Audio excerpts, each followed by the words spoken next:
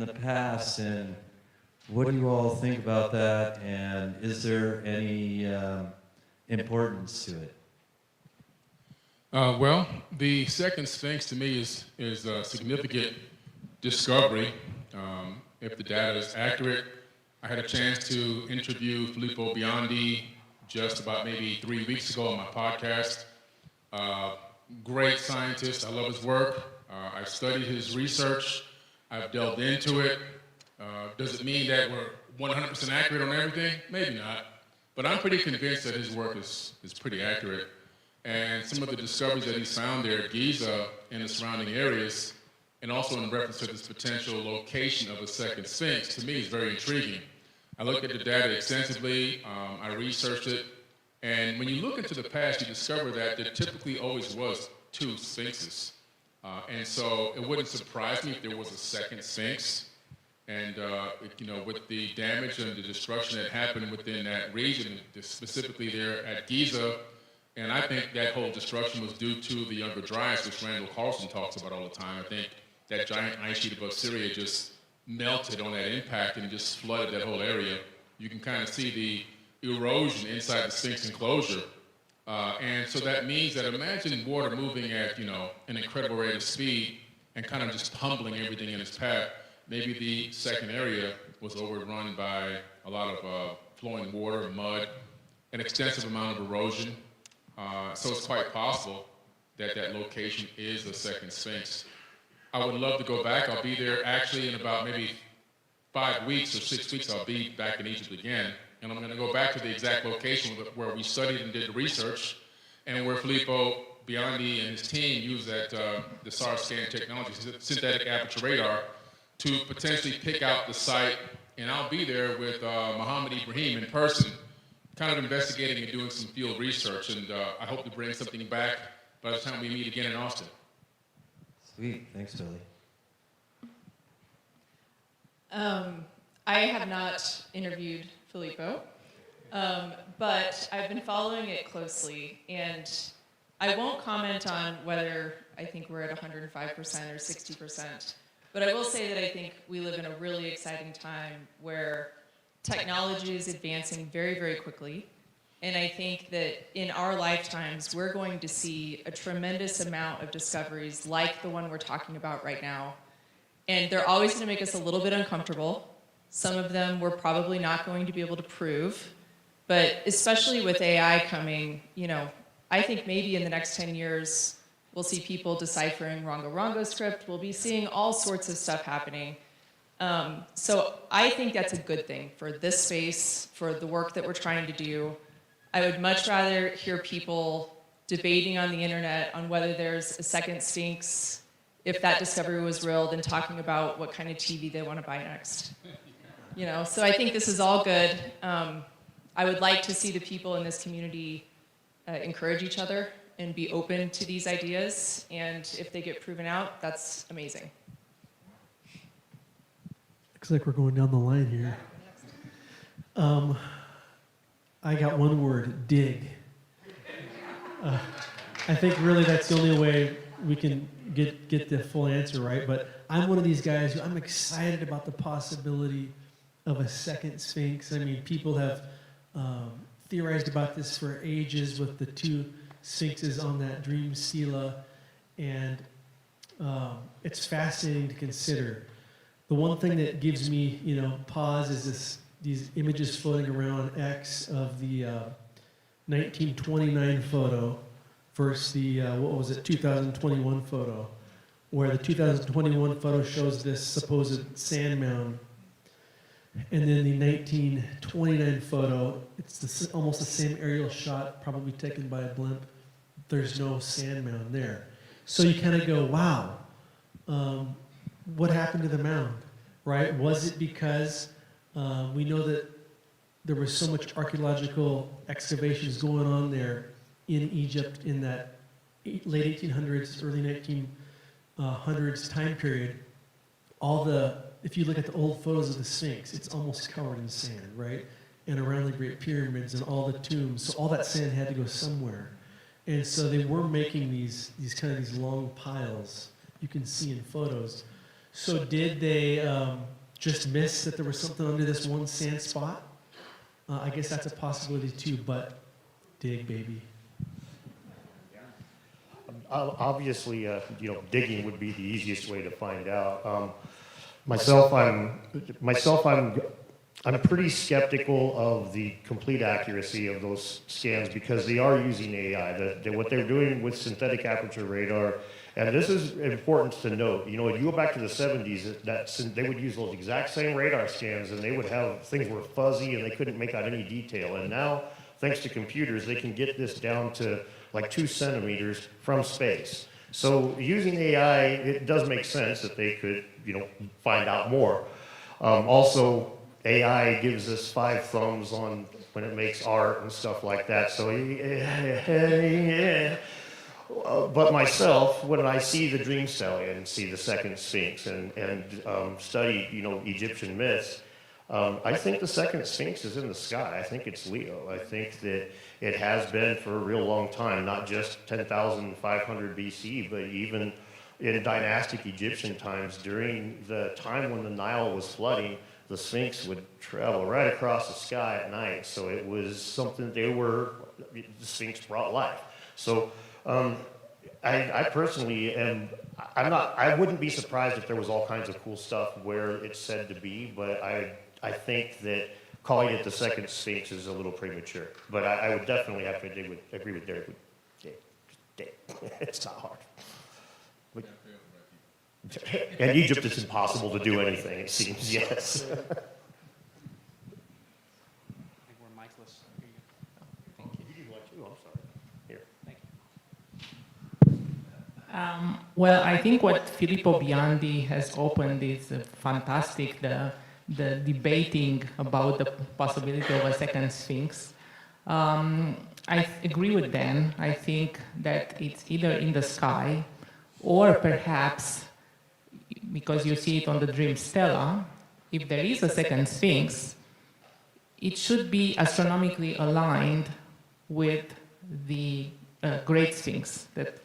Because the Great Sphinx was a natural outcrop, so the second Sphinx, if there is, it has to also be a natural outcrop. The Great Sphinx was also astronomically aligned for the equinox and for the summer solstice sunset. So I think there should be relationships if there is a second Sphinx. So astronomers should look into this. And of course, digging would be the easiest way, but I think that's the second option for now.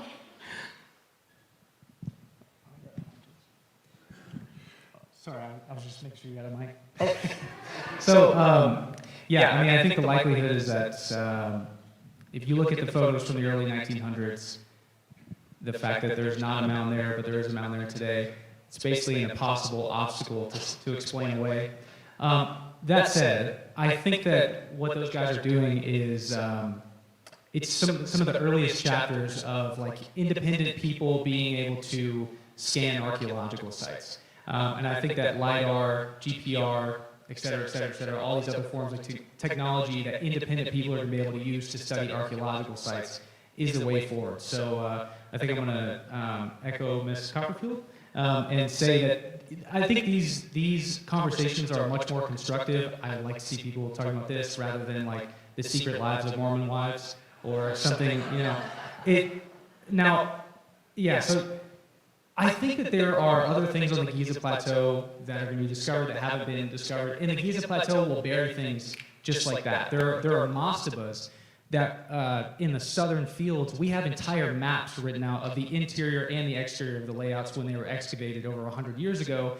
But, there's so many sites out there. They don't have people out there to keep the sand from burying it. So we have maps and diagrams of archaeological sites and monuments in those southern fields. And today we don't even know exactly where that monument is because it's been buried by the sands of time. That's just how quickly Giza and Egypt itself will bury things. Do I think that there's a second Sphinx? I mean, I don't know. You see it in the imagery. You see the two Sphinx looking at each other. If it's not the Sphinx looking at the lion in the sky, such as Leo, then I think that the other possibility is that there's a Sphinx in southern Egypt. Egypt is divided by two lands. Everything throughout the Egyptian monuments is cut directly in half. You can go through tombs in the Valley of Kings, and one side is made for the north and the other side's made for the south. You know, the pharaoh is the king of two lands. Everything in Egypt is the place of two lands. Before the unification of dynastic Egypt, they were two different civilizations. So if there's a literal second Sphinx, I think that maybe looking in southern Egypt somewhere, you may find something. But I actually want to echo you and say that I think it's probably important to look for astronomical alignments.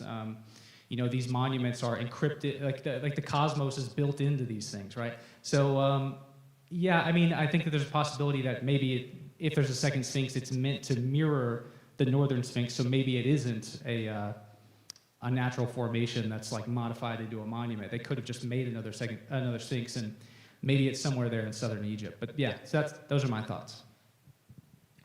Well, I haven't had a chance yet to really explore into the second Sphinx yet, but I have been reading the work of Alberto Danini, the Italian engineer who did the relative erosion method analysis of the sulcal or base of the Great Pyramid. And when I was there, I did notice something, but didn't have any thoughts about it, because if you look at the casing stones, the limestone casing stones that come down and sit on the sulcal, you know, there was this earthquake 675 years ago, and it loosened some of the limestone casing stones that had been impenetrable since whenever the pyramid was constructed. At the same time, a lot of buildings, because of this earthquake, which was epicenter right up near Crete, collapsed a lot of buildings in Cairo. So there was a dire need for building stones, and suddenly the Great Pyramid is offering up these limestone blocks. Well, and I may show some of this tomorrow. I have some slides where if you removed the casing stones that are sitting on the sulcal, that means that limestone surface was subjected to weathering 675 years ago. But if you project beyond where the casing stones meet the sulcal, you've got a couple of feet there where it's been exposed to the weather since the pyramid was built.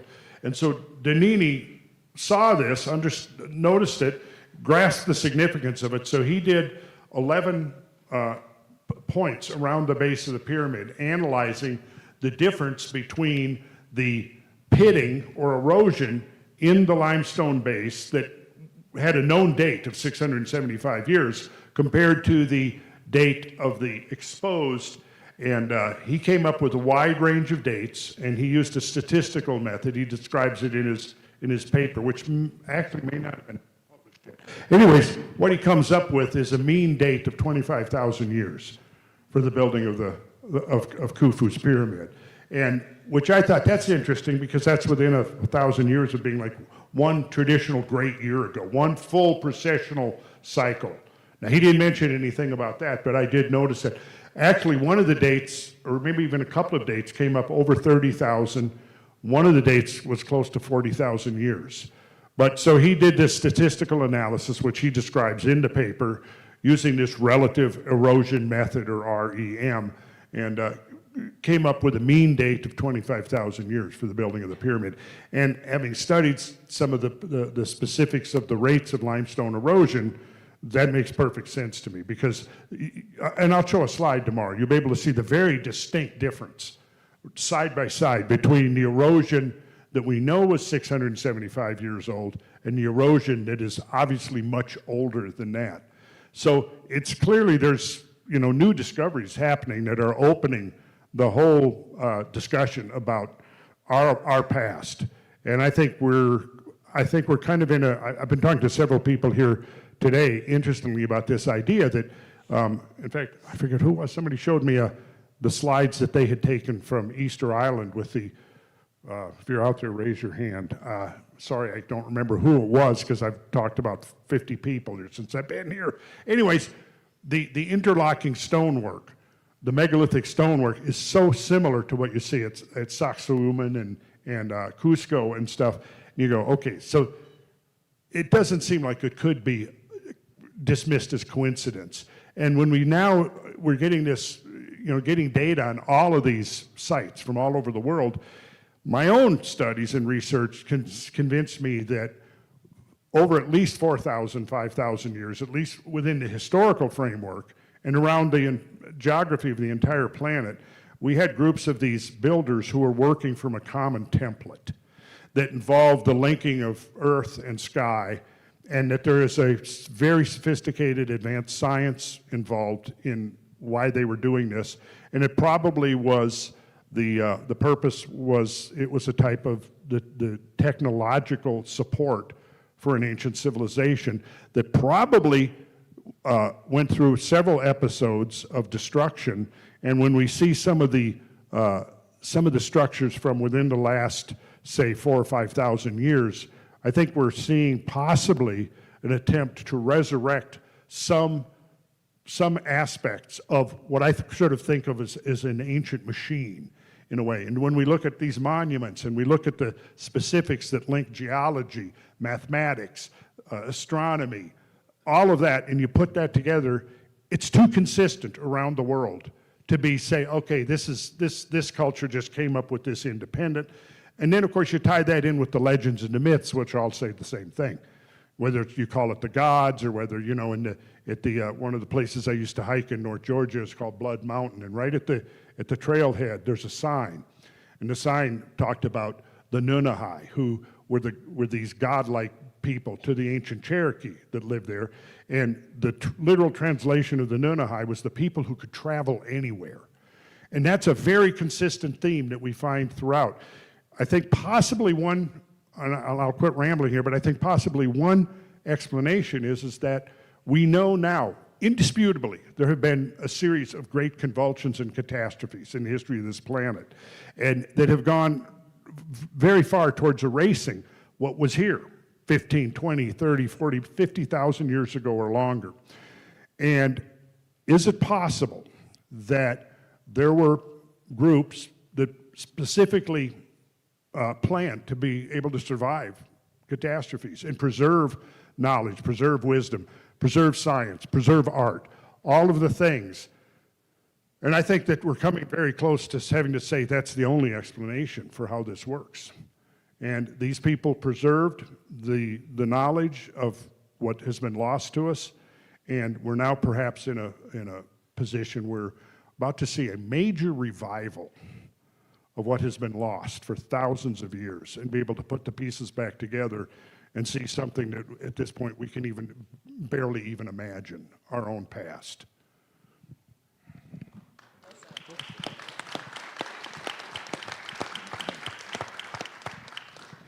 Well, maybe we start back at that end and work back this way. That brings me up to a question. Yeah, Jason, do you want to jump in here real quick?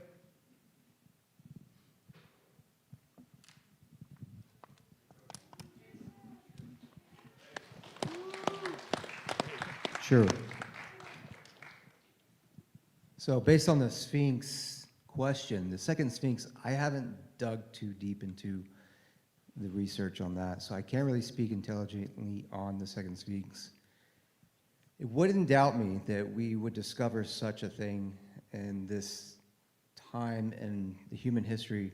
It seems like we're going to be discovering a lot more evidence of our history like this in this time that we're in. I have actually spent some time looking into the Sphinx on Mars. Has anybody looked into that before? So there is a pyramid complex in Sedona where there's a town, a city that they called Sedona, which sounds an awful lot like Sedona. So on this complex, there's about 5 pyramids.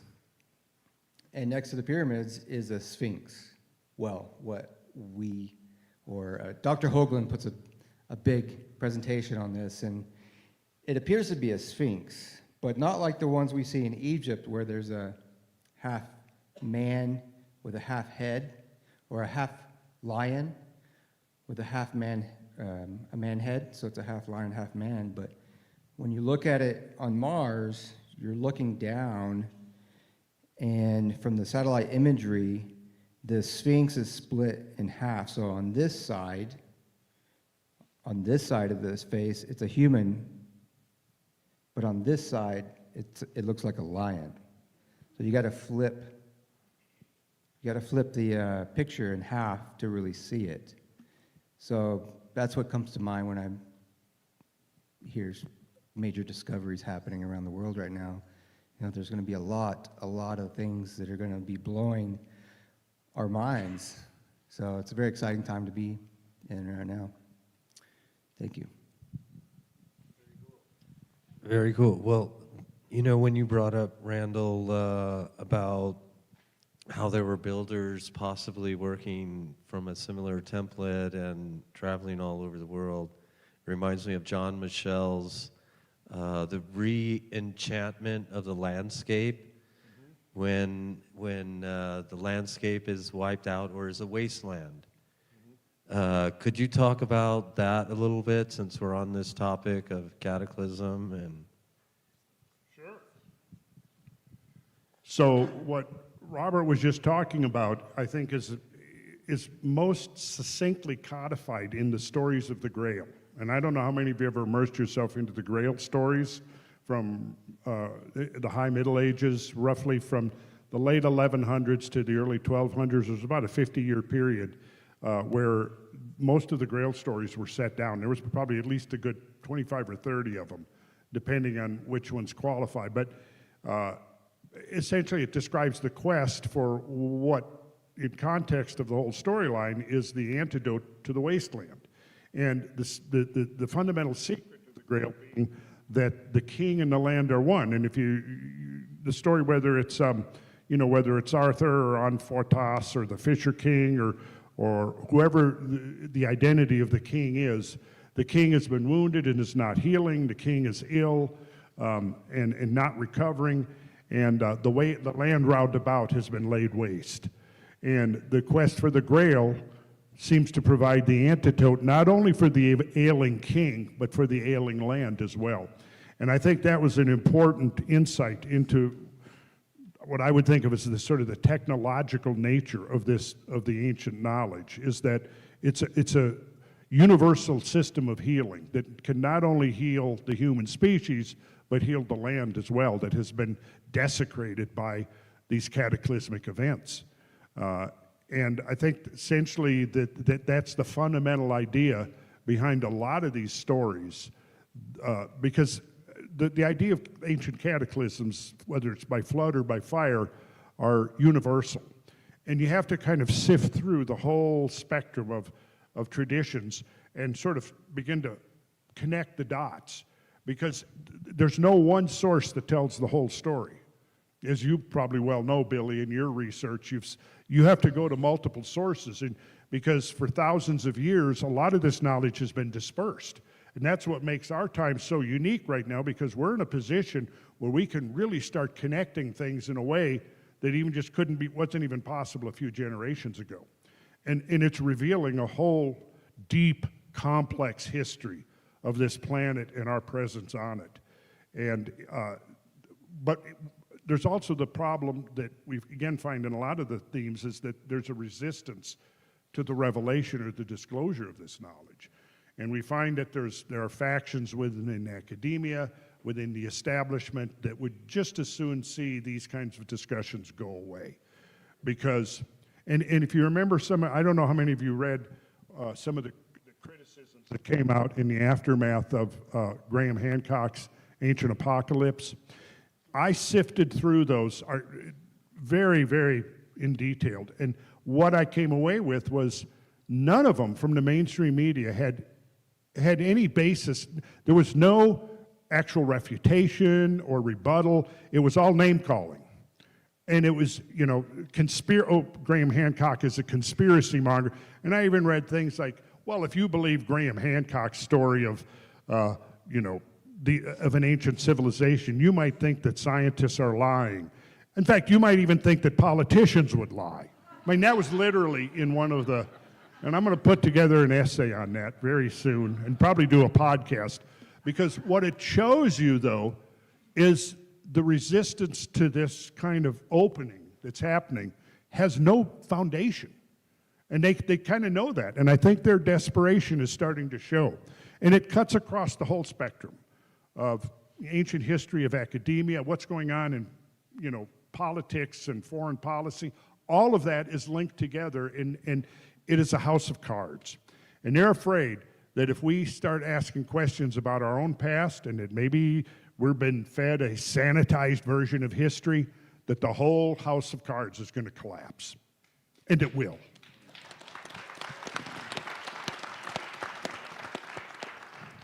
So along those lines, guys, maybe you could start off real quick, Jason. What I was looking for in that question with Randall is that he sees in the archaeology, in the architecture, in the astronomy, some binding connection throughout different people, and there has to be some really important pieces there. What important pieces have you guys found in your research? Jason?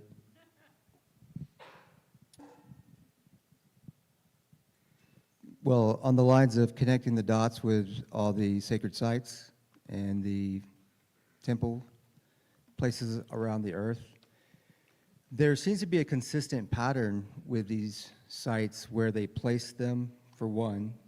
The location is very important. They seem to be on ley lines, the magnetic lines that run on the major grid lines. So where these grid lines cross, you will find an amplified energy created here, a vortex, a scalar, longitudinal electromagnetic type energy. And when you place a temple on there, you're actually amplifying that energy as well. So there seems to be a consistency of how the temples are built, the materials in this structure, it's like a focusing geometry. They're piezoelectric materials. They're able to embed that Earth's electromagnetic field. So the consistency between the geometry, the materials, the locations, it seems that they were all working together at some point, or they had an agenda. And then there's correlations also in as above, so below. So you'll find correlations within the Giza Plateau with Orion, with the Bosnian pyramids, with the Pleiadian star systems. So we have connections. In theory, you can say we're connecting dots there with ancient civilizations on Earth, as above, so below, with ancient civilizations above as well. Does that make sense? Nice. And Luke, in your research, what do you think is some of the stuff that you think is the most important thing that you found and how it connects us all?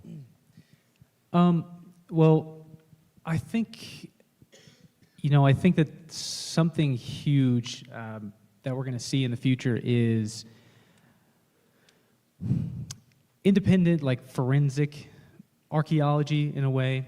I can give a couple different examples. In the time that I've spent in studying the Americas are very underfunded, and there's so many different cultures that, say you go to Mexico, well, they're going to invest all their time reconstructing sites and building museums around the Maya, the Zapotecs, the Aztecs, and Teotihuacan, right? That's going to be their main focus. But you're missing so many other cultures in the midst of that, right?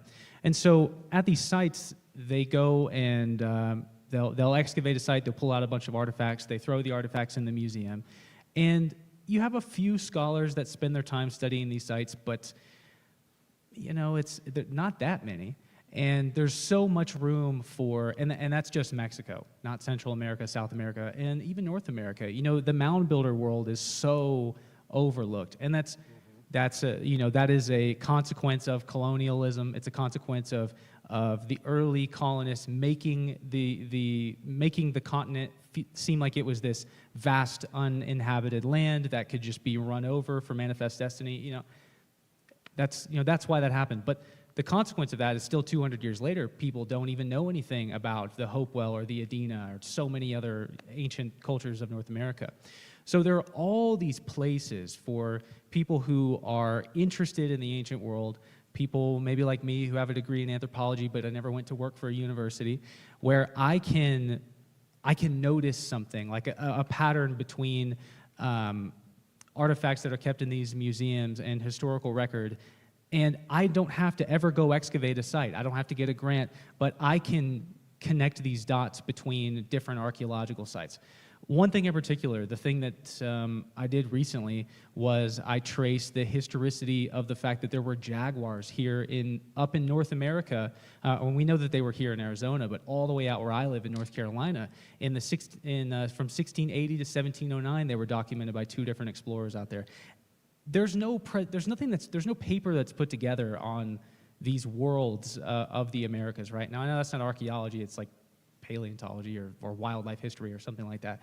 But I started diving into that, and I found 2 different artifacts from the Mississippian world that have spotted panthers on them, or spotted mountain lions. They call them mountain lions, but they don't quite look like that. They look like they're a jaguar. So that's just one specific example of how an independent person can come in and make discoveries on their own in the archaeological world. The next thing is LiDAR technology is becoming rapidly more affordable. I'm not saying you can go buy a LiDAR drone for $2,500, but whereas one flight used to be $150,000, one drone now is like $60,000. So you can get the funding to actually get a drone and perform projects. And so it's been like 3 or 4 years now. I haven't officially announced this at all, but I'll leak it here. But this year, myself and a company I'm working with, we're launching a LiDAR initiative here in the U.S., but also in South America, and then we're going to be doing it in the Polynesian world. But it's going to be, within the next 5 years, it'll probably be the biggest independently funded LiDAR project for archaeological sites that's ever happened. And one thing we're trying to vie for right now is permission to be able to perform a scan in South America that will be the biggest Amazonian scan that's ever been done. And so I think that, the speed at which independent people can move, and if you do it well, you can just blaze trails into these completely uncharted frontiers in archaeology. And I think that people like us who are able to draw in funding from casting a wide net and having a large audience, you can pull in that funding and you can do whatever you want with it. I don't have to appeal to a university, or I don't have to get somebody's approval to be able to grant me a sliver of money to be able to go do something. I can pull all that in independently and then go do it. And give all that data back to the local indigenous people, use some of the money to help them. And again, you're just blazing trails at light speed compared to these old monoliths. And somehow, one way or another, they're going to have to catch up. But anyways, so to answer your question, I think that those are the 2 most important frontiers of archaeology and studying the ancient world. Cool. Very cool, man. Thank you. Anna, what important discoveries do you think you found that connects us all? Well, I'm very lucky to be studying a site in the Transylvanian Alps in Eastern Europe called the Carpathian Sphinx. It's a site I know for most of my life. And we found recently, I founded a project called the Carpathian Sphinx Project to do geology on the Sphinx with rubber shock. We did this a while ago. And with an astronomer to study the alignments that are at the site. And what I will be talking tomorrow, and I think it's quite extraordinary, is that there are alignments that are extremely, extremely ancient. And they relate to early men, to Neanderthal men, and early Homo sapiens. So the implication is that early man has been observing and tracking the stars for tens of thousands of years. And we are just finding this now. And there's a lot of research that I will present tomorrow. And many archaeoastronomers today are writing about Neanderthal men and early Homo sapiens being sky watchers, which is very interesting. Thank you.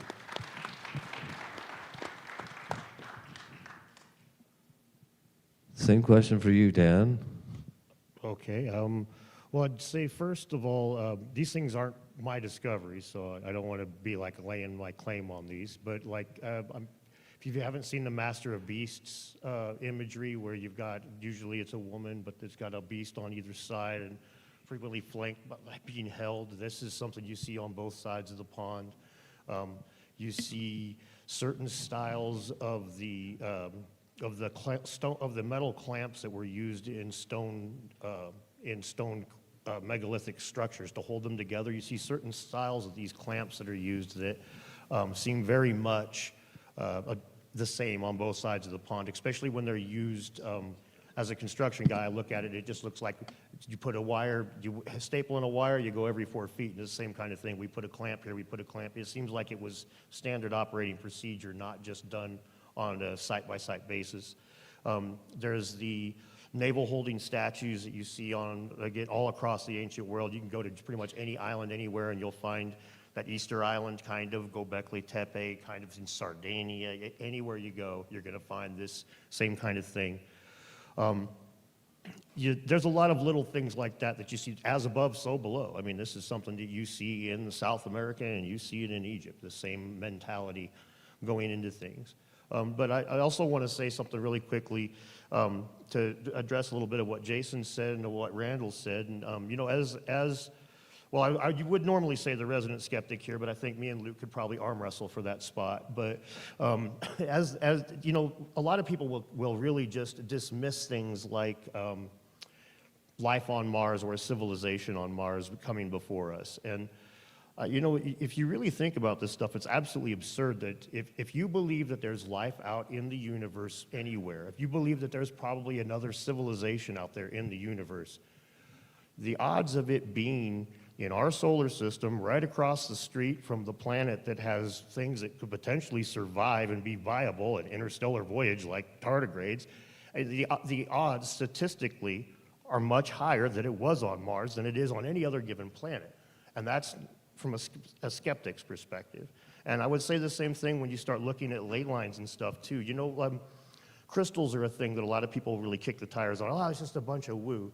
It's like, why do every single human culture gravitate towards crystals and metal? Why does that happen? It's any evolutionary scientist, if they were looking at another organism, would assume that there was an evolutionary reason behind that. So dismissing that stuff isn't skepticism in my mind, it's cynicism.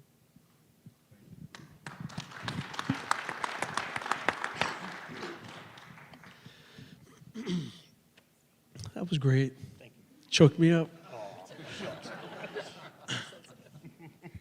I'm fighting a little congestion, I'm sorry. You know, one of the things I'm most excited about is really just this mass awakening that we're seeing of that a forbidden history exists. And, you know, I've been doing this a while now, you know, pre-COVID in 2020, but it was so fascinating to see in that time this great awakening that began to happen with everything that was happening in the world. People started to look at history and they started to question everything they were taught in history class. And to me, this has some of the biggest ramifications for who we are today and where we're going, is when we can look back and realize that, you know, you've heard it said, those who control the past control the future, right? And so we're seeing this unraveling of the mainstream history, a stranglehold on our past, right? And people are questioning the ancient history timelines. And we've got all these great speakers here like Randall, who has been, you know, blowing those dams wide open with his research. But I just get excited about seeing people wake up to the fact that there's more to history than we've been told, right? The mainstream narrative will tell us that You know, the further we look back into history, the more archaic the civilizations were, the more inferior their methods of construction. Yet all it takes is sometimes one image you see on Google or a YouTube video, right, that makes you think, wait a second, how would the Inca have precision crafted these granite mortarless blocks that rank a 7 on the Mohs scale of hardness when their tools were 3 and 4 on the Mohs scale and manual in nature, right? It doesn't equate. And so I remember the first time I went to the Aswan Quarry, and I saw what I believe is one of the smoking guns of lost ancient technology, and that is these unfinished obelisks. Most people have seen the giant 1,200-ton one, but there's also a baby one behind it. And when you walk alongside these, it's actually comical because the Ministry of Antiquities will let you pick up a dolerite pounding stone, which is about a similar strength as the rose granite that the obelisks are made of, but they'll tell you that they precision crafted these out by pounding them like this, right? And so I did it for 1 minute straight, as hard as I could, and I made a little scratch. And so you do something like that and you go, is this for real? Like, how dumb do you think I am?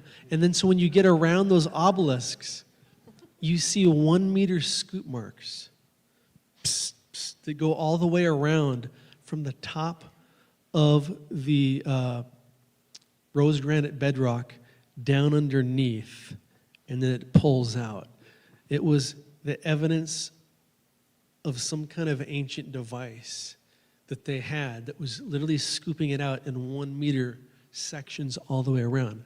And so you see that, and you try the dolerite method that they tell you they did, and you know there's more to history than we've been told. So I think that's, to me, one of the most exciting things that connects with what a lot of these speakers are saying of where we're going, is when we get critical mass on this, right, that when we start to look back at, wait, so if they did that with a lost technology, what was that technology?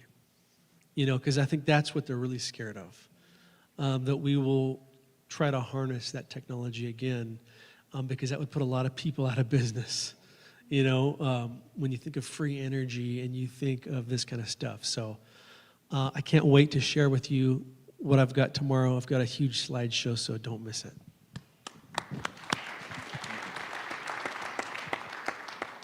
I just had a crazy pinch me moment because I was listening to one of the people that got me started in this whole thing, and I'm sitting right next to him on this stage, and Randall Carlson, I mean, I have looked up to you forever, and I'm just so excited to be up here with you.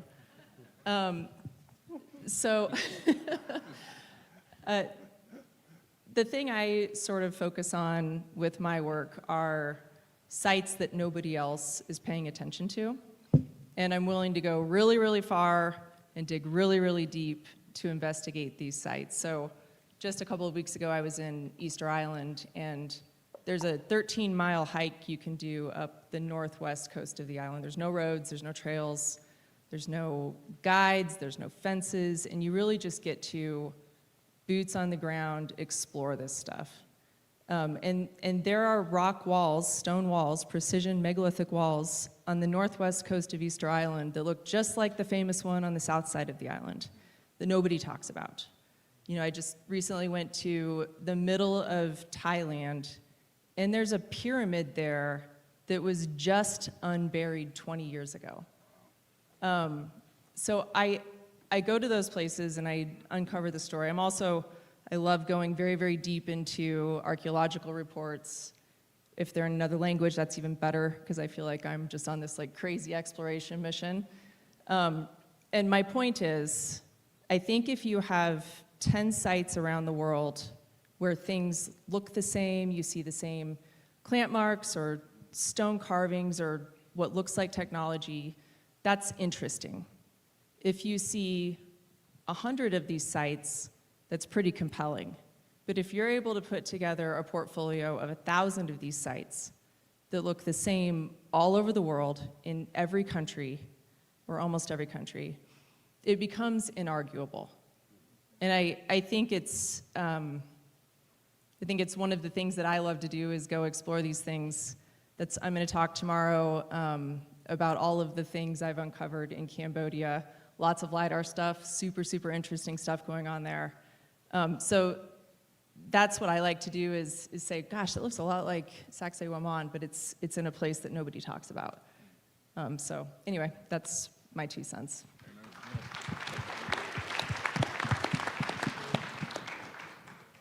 First of all, Robert, you put together an incredible staff here, incredible team. Everyone here is really, really good, man. This is good. It's an honor. I'm serious. This is incredible. I mean, you know, this is a researcher's dream to be sitting on stage talking with people that we may not all have 100% the same, you know, idea or concept or perspective on everything, but that's impossible. But we all respect each other's work. I mean, I respect every single person on this stage to the nth degree. And you know, this is just incredible. So to talk about one of the things that I feel like one of my greatest aha moments for me was research that I started about now 13 years ago, which made it into my first book, which is 8 years old, Compendium of the Emerald Tablets. And so in studying the Great Pyramid and the Giza Plateau, I started doing a lot of mathematics based on the size of the stones, the size of the base, the height of the pyramid, the coffer, the grand gallery, the dimensions of the king's chamber, and I started coming up with a lot of incredible mathematical anomalies. And so one thing I found, by doing a lot of, I'm not going to bore you with boring mathematics now, you can read the book, but to give you some of the calculations or what the result of some of these calculations were, you can calculate the sidereal year by the mathematics encoded in the pyramid, the tropical year. You can also calculate the height of the average height of all the peaks on Earth. So if you took all the peaks on Earth and found the average, you can now find out why the pyramid is that tall. Now, to do this today, if somebody said, okay, Billy, we would like to hire your company to calculate the average height of the peaks on Earth, I would have to go and get a satellite. I would have to put it in a polar orbit, because as the Earth spins on its axis, I would need to scan the Earth and take swaths of data so I can get the topographical data, and I can then get all the peaks, and I can make the division, and I can say, okay, this is the average height. Build a pyramid to that height. The pyramid is also located at the center of landmass, not the center of the Earth, but the center of land mass on Earth, which is very interesting. So the equal amount of land to the right, same equal amount of land to the left. And then also, you can calculate the mean distance to the moon. That's the average distance to the moon. So as the moon and the Earth, you know, move around the sun, they're not exactly in the same position. It's a slight, very slight oval shape. And so you get this oval shape. So the distance between the perfect circle and the oval is the mean distance. You can also calculate the mean distance to the sun. Now, I don't know. People with chicken bones and copper chisels, supposedly, is what they had, looking up at the sun and somehow can calculate the mean distance to the sun from Earth. That's one astronomical unit. But also keep in mind the Earth is orbiting the sun in a very strange elliptical orbit as well. It's not a perfect circle. And so they were able to calculate the average in between. That's amazing. Also, with some very simple mathematics, you can calculate the speed of the Earth on its axis. You can calculate the speed of the Earth around the sun. You can calculate the speed of the sun around the galactic equator, and you can calculate the speed of the Milky Way galaxy around the local cluster of galaxies. I don't think people with copper chisels and chicken bones did that. I'm not sure who did it, but I can tell you what, whoever it was amazing. Part two, when you look from the sky down at Giza, and you look at the pyramids and the surrounding, now worn down temples and complex, and you make some simple connections with lines. I have a great, I'll do it this weekend, as a matter of fact. I'll do it on Sunday. When you connect the lines between these sites, you end up with this grid. When you take that grid and then draw concentric circles to connect them from the center all the way out, you end up having the Sun, Mercury, Venus, Earth, and Mars. You take the NASA interplanetary solar system imagery, they have a disk system as well, a circular system as well. You take that and download it from nasa.gov, and you scale it down, and you overlay it to the Giza, and it matches down to the astronomical unit. So they knew what the AU was, which is the distance from Earth to the Sun, but you can extrapolate that out as far as you want to go in space, because we don't want to measure in miles, in kilometers, when you're dealing with those kind of distances. And so we're talking about the Giza Plateau being an actual map of the inner planets of our solar system, and also a calendar of the year, and also letting us know the distance from the Earth to the Moon and the Sun. They were leaving behind a message. To do this, you would have to have all this data first. And to do this, to have this kind of data, in my opinion, you need to be a spacefaring race. You need to have some type of technology orbiting the planet. And then you take all that data and you incorporate it into whatever type of supercomputer or whatever they had to say, I want to encode this into the structure, I want to encode this into the plateau so that it can be a time capsule for the people in the future, like us, to finally realize the magnificence of the people that were here in the past, that our ancestors were incredible, and that it was made for a time and a place for a new people born under a new sun, and we're here right now to learn all this information so that we can then, like they said, learn the correct information about the past and pass that on to the future so that we can have a proper future, that we can possibly get back to a golden age, and maybe we can sustain it this time.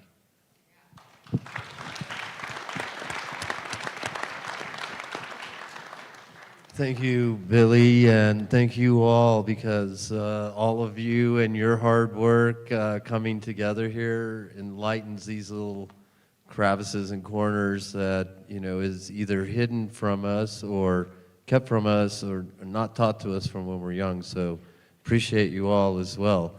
I want to open up this time for anybody who would like to connect with some of the speakers and ask questions. We have a mic over here if you want to come up and line up. You have to come over to the mic, though. There's it's on the balcony there. Where is it? Right there. Oh, Up on the stage.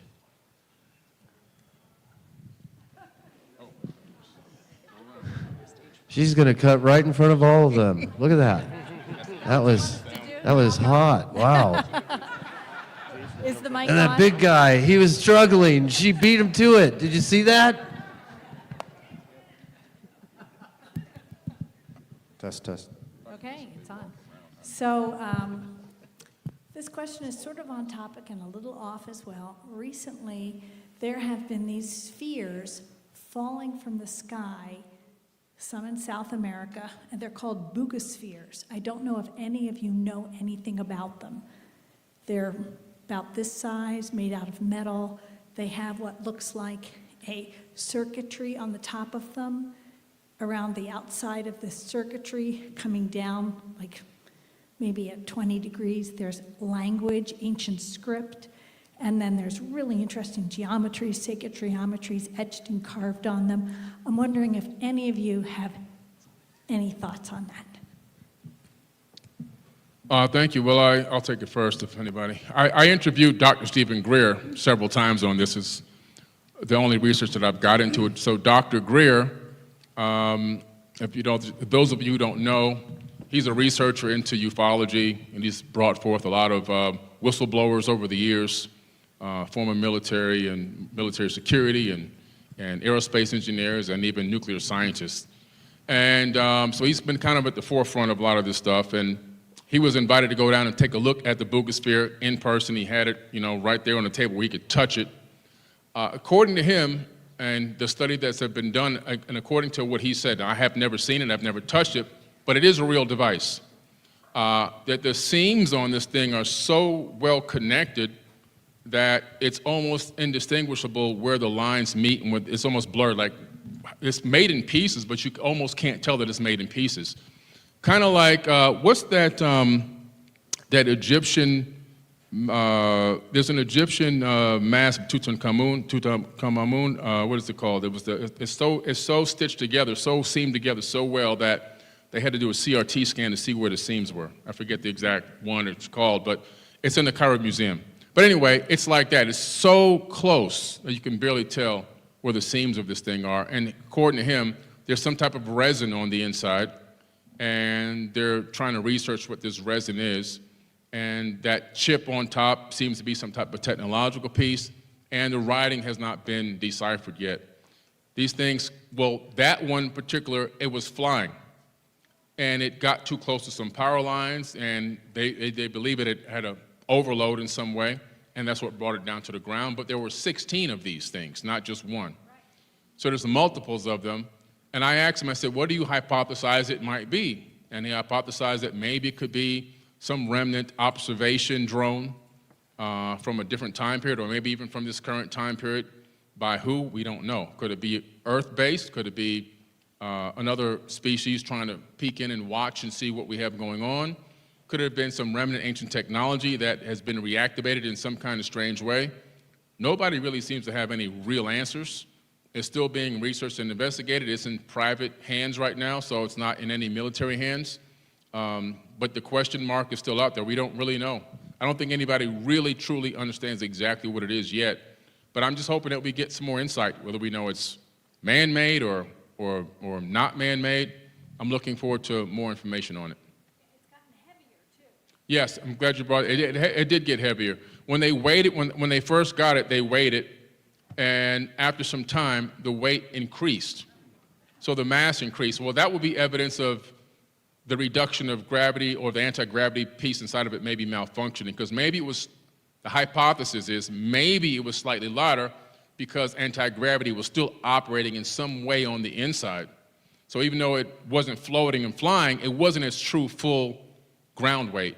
But then in some way, maybe the power source dissipated, or maybe the anti-gravity field dissipated, and then it came to its true weight. So it did gain weight over time.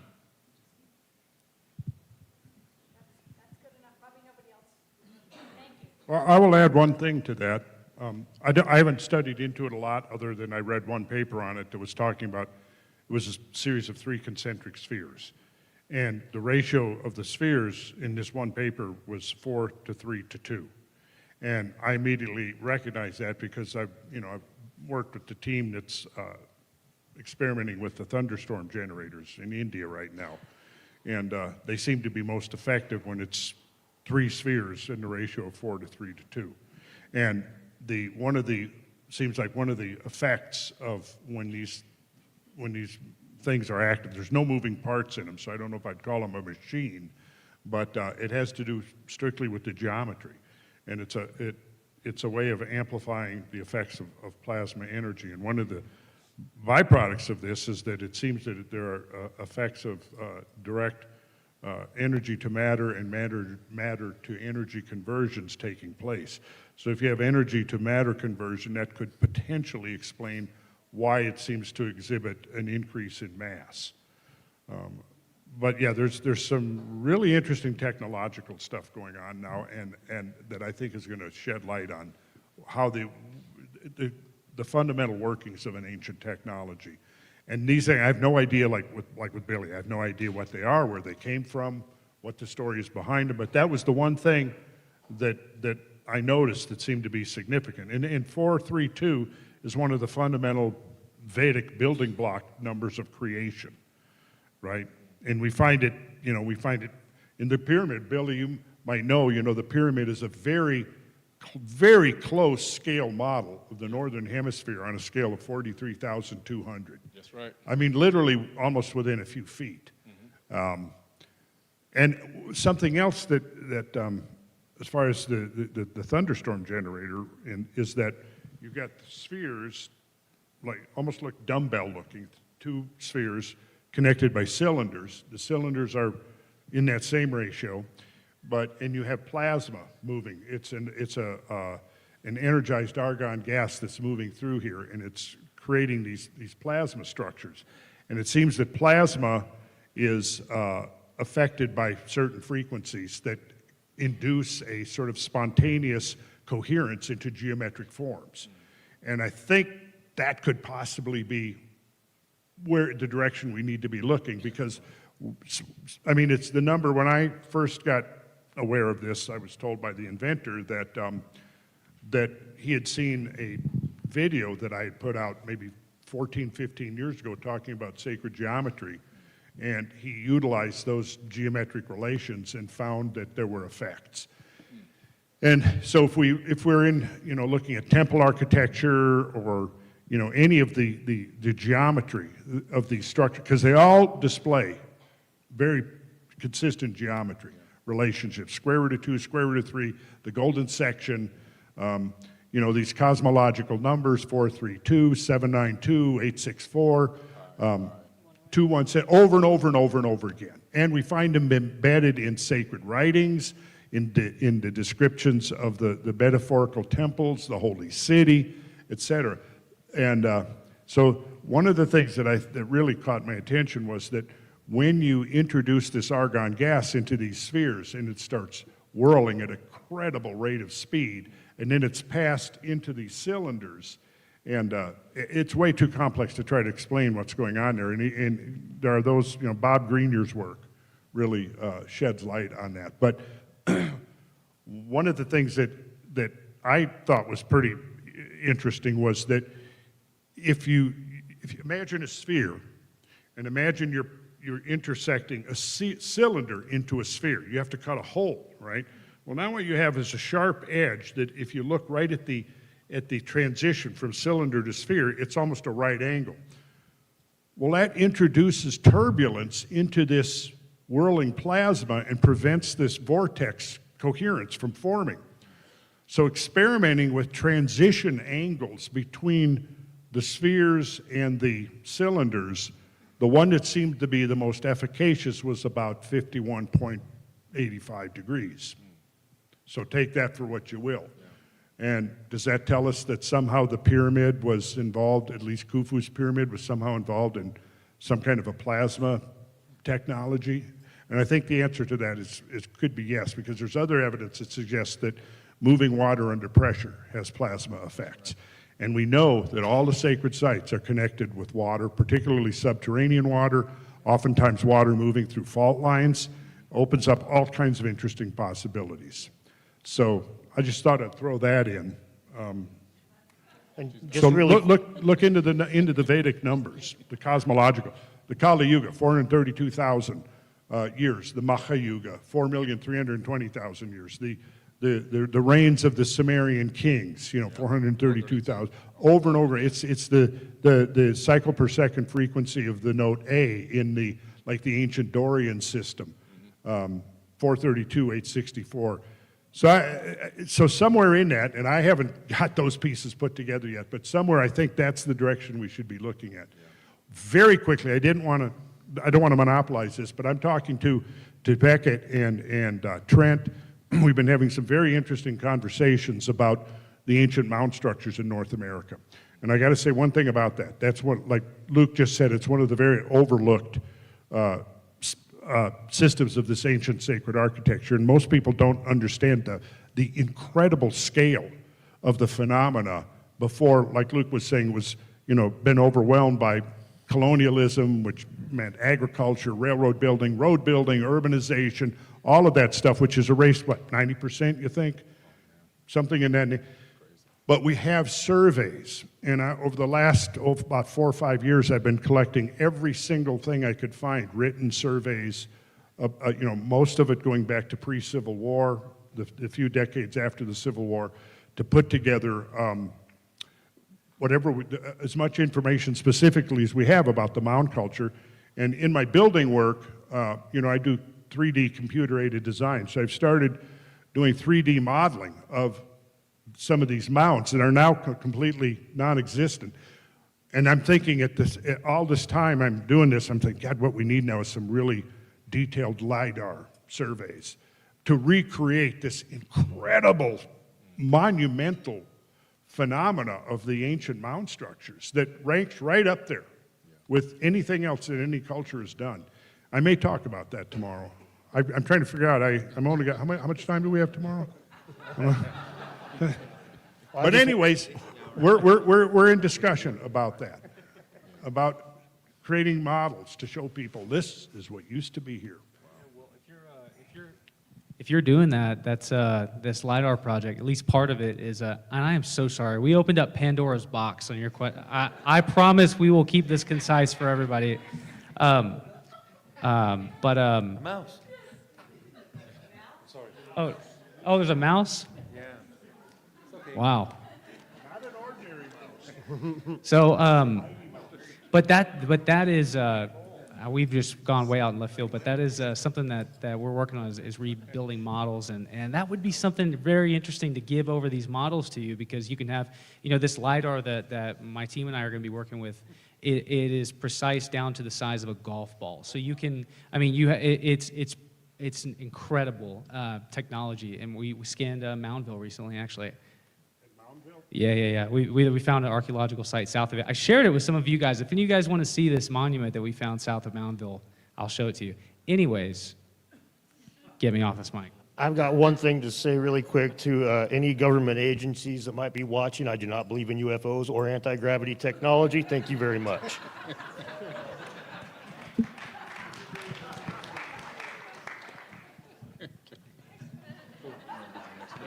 I go? Go ahead. Thank you. After the mouse, thank you. I wanted to ask this question to Lou and maybe to Randall. I was wondering, now that you're talking about the two sphinx, if there's any connection, or might be any connection between the myth of Sekhmet and the cow Hathor, in ancient Egypt, that actually comes from the Eye of Ra, and there is this destruction force that, crushes into Egypt, which could be tied somehow to the myth of Phaeton, maybe? No? To tied to what? To the myth of Phaeton in Greece, no? Oh, okay, myth of Titan. Of Phaeton. Oh, Phaeton. Of Phaeton. The Phaeton, chariot rider. No? So you have this myth about the Eye of Ra and this lion Absolutely. called Sekhmet, which comes, into Egypt and basically destroys everything. And then it's calmed and it's transformed into a cow, no?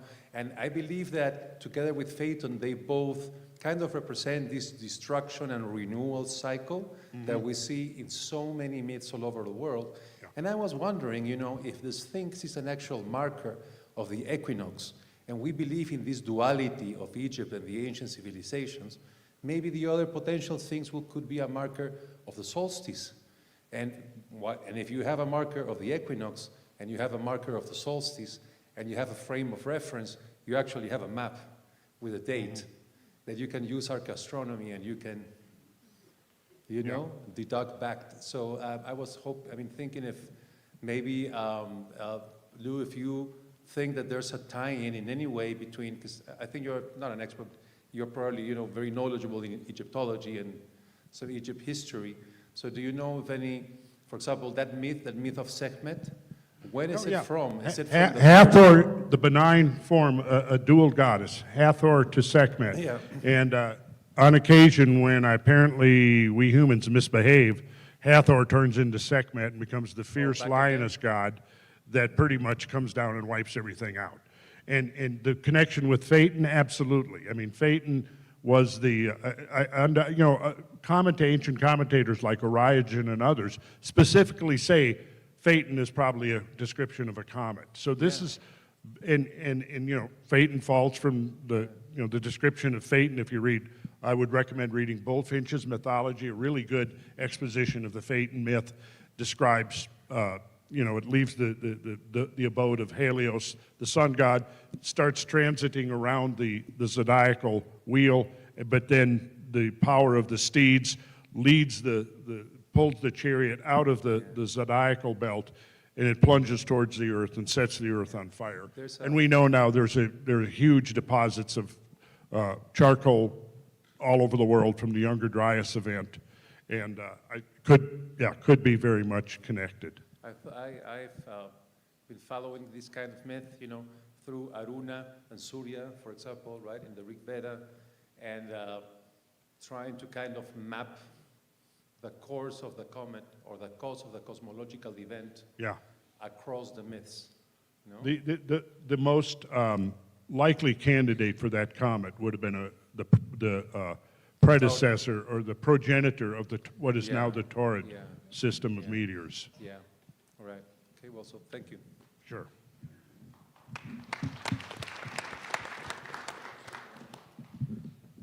So, in listening to your presentation, I'm struck by the quality of a new paradigm in anthropology. And it seems to me that we're at a point of time in world culture where a new paradigm in consciousness is coming into being. I'm a little surprised that none of you mentioned the work of Rupert Sheldrake and the notion of morphic resonance, which you pointed out that all around the world you're finding similar forms in widely dispersed cultures. And I think we don't just need a new paradigm in anthropology. We need a new paradigm of consciousness and a new paradigm of the relationship of consciousness to the physical world. And it seems to me that one of the values of what you're doing is recovering the wisdom that the ancients had. They understood that relationship better than we do. And I'm very excited to see you do that. Thank you.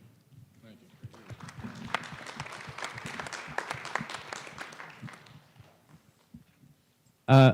I know that maybe you weren't asking for a response, but that's something that I very often point out in studying ancient people, I guess studying specifically the Americas, right? Because our modern Western way of thinking really comes down from the Greeks, which sort of get their way of thinking from the Egyptians as well.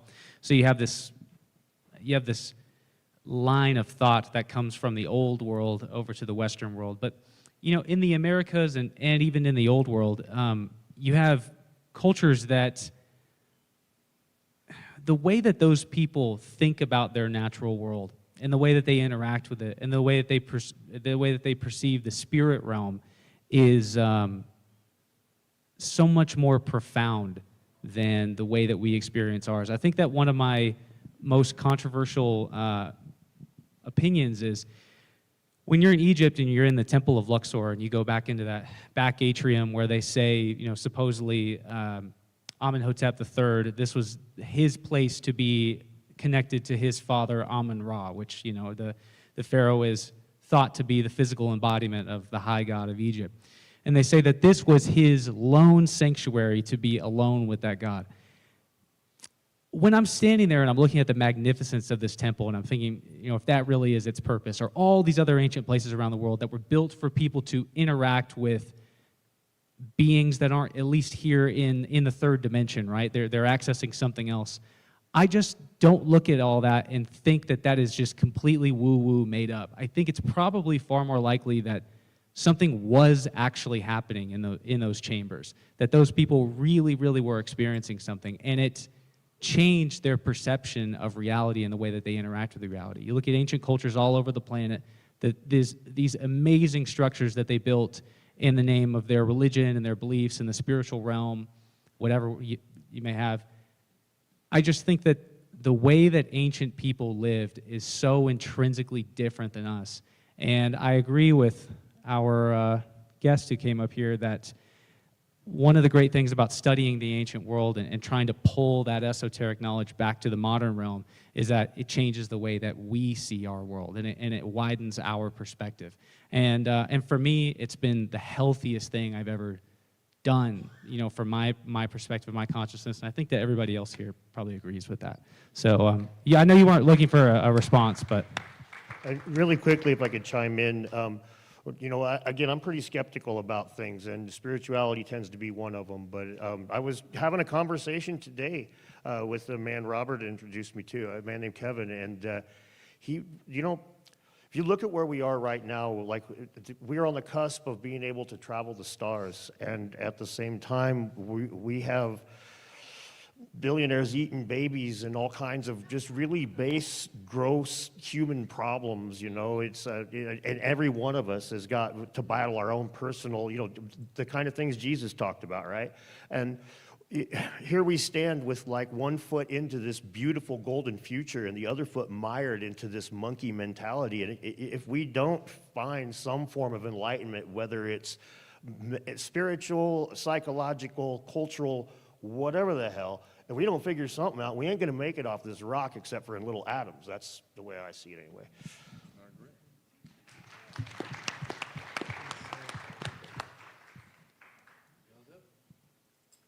Well, hey, this is a quick one. I'd kind of like to poll the audience. Any bets on what kind of head we have on that second Sphinx? Is it a man? Is it a lion? Any guesses? He's wanting to know what kind of head we have. If there is a second Sphinx, does it have the head of a lion or the head of a man? Or something else, right? We don't know. A ram, right? You know, just many different types of Sphinx heads. But that's a great question, actually. Probably Zahi Hawass. We can only, yeah. Zahi Hawass will discover it first. Always the first one to find out. It's in his next book, it's in his next documentary. But it's a great question. It's something to just hypothesize and think about. You know, unfortunately, it is just going to be a thought or a guess. You know, even the Sphinx itself, we can see that it definitely was recarved, but it could have been recarved from a previous person's face down to that smaller face, or it could have been a lion. So there's so many question marks. You know, what's the gentleman's name? I'm sorry, on the end here. Joseph. Jason, I'm sorry, Jason. Jason brought up something in the beginning in regards to Mars. And I've been a big, avid Mars researcher for quite some time. I founded the United Family of Anomaly Hunters. That was back about maybe now 16 years ago. And we've now accessed over 1,100,000 images from the space agencies and downloaded them. And we've processed all of them and come up with about 62,000 anomalies between 14 of our groups on social media. And we process them back and forth. We analyze them. We ask questions. We see which ones we believe are not anomalies or which ones are anomalies. And one of the greatest anomalies are not just one Sphinx or let me rephrase that, not just one rock that resembles a Sphinx on Mars, but two actually. And the second one that resembles a Sphinx on Mars, it doesn't have a lion's face. It actually has the face of an actual, looks like, I can't say it's a face. Let me be very politically correct. The anomaly resembles what we would consider to be a face of a man. And that one made its rounds. It made it to CNN, NBC, Huffington Post, Fox. Many news outlets picked that one up. We've been on so many different mainstream outlets with them asking questions and not getting any answers, even from NASA. We've even had some of our work show up on ancient aliens. So it's not like I'm just talking about bullcrap work. Like we've done real good work and found real anomalies that have made it to mainstream, and even they are asking questions. NASA, when I wrote a letter to them about this place called the Presidential Panorama, this is where that Sphinx or that Sphinx-type anomaly is located that I cataloged and put up on social media back in 2014. They told me that we believe you might have pareidolia, but if you believe that it's something like a real anomaly, you're more than welcome to publish it. So I took it as my green light, and then when I published it, one of the NASA researchers clicked the like button on it. So I don't know. Presidential Panorama, check it out. It's an amazing image. Washington.edu hosts that image, and it's an anomaly like no other. It could be the second Sphinx. Were you going to say something, Jason? No, that was great. Thank you, Billy. Hi, y'all. So the question is for Randall and Billy specifically, but if anybody else has any sort of thoughts on this subject, definitely like to hear what you have to say. So Randall, I was able to catch what you had to say about the Grail, and I saw your video on the Cosmic Grail as well. And I was wondering if you think the Grail is strictly a spiritual or philosophical idea, or you think it may also actually be an artifact. And Billy, do you think that that artifact could actually be the Book of Thoth? You want to go first, Randall?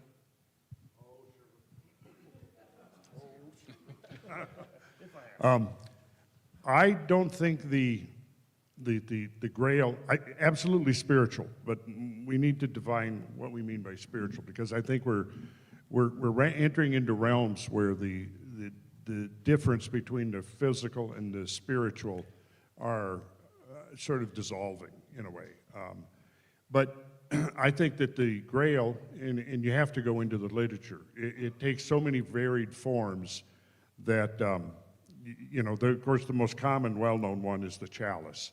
And it's got a very Christianized expression through the stories of the chalice, but it long precedes the Christianization of the tale. And I think what we're actually looking at there is it's a way of codifying the lost technology. I tried to kind of make that comparison earlier in my comments about it, that it isn't just one thing. Sort of a metaphor that I sometimes use is an automobile, and there's many components to an automobile. And you can look at, the carburation system, the ignition system, you can look at the physical components. It all has to be put together in a certain way, or it's just a lump of material. If it's put together in a certain way and has the proper fuel, it can take you on a journey.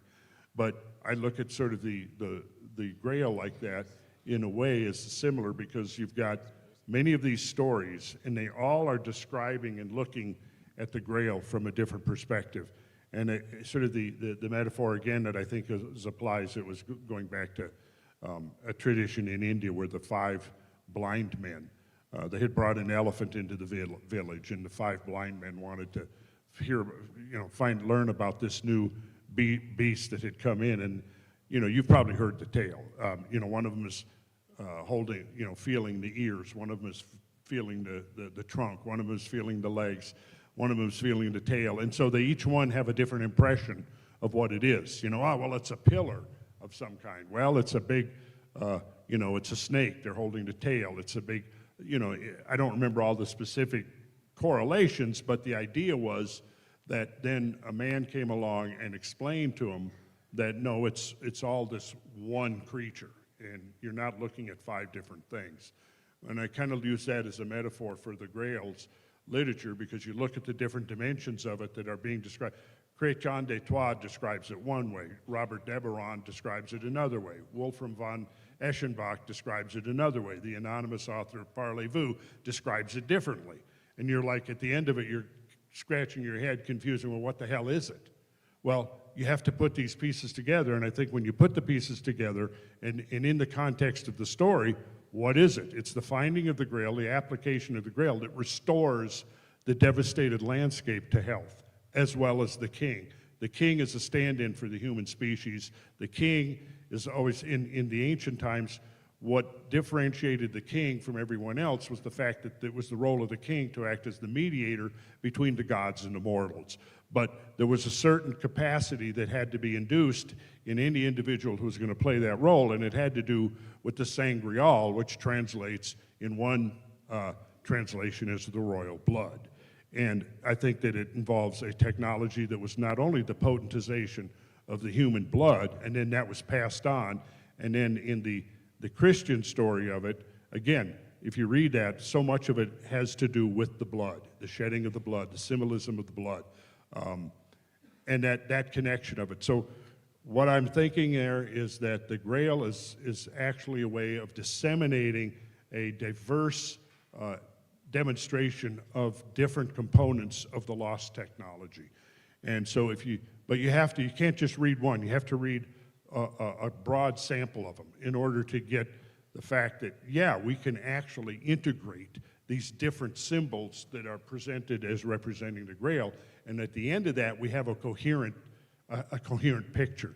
And I think that coherent picture is of a lost technology.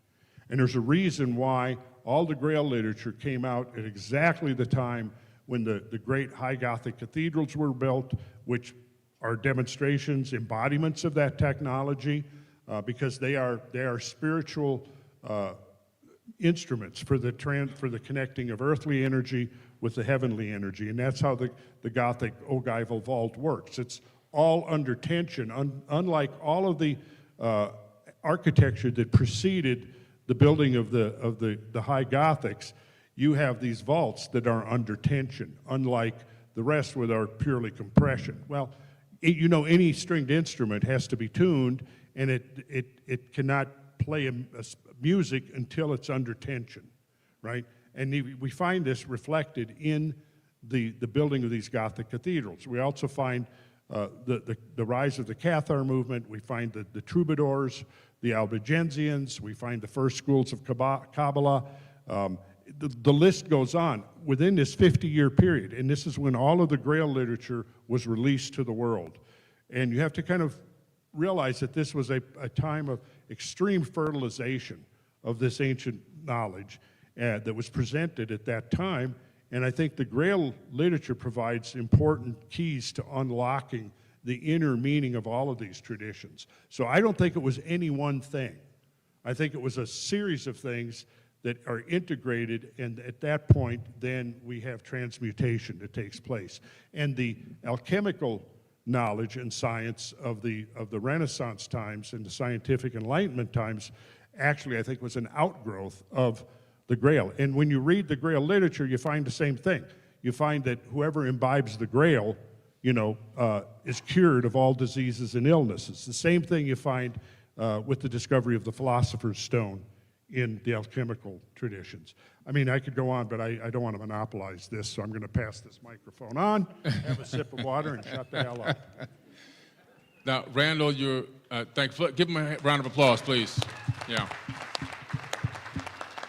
I really do believe that Randall's on to something incredible there, that he nailed it, because I have actually resonate with that information.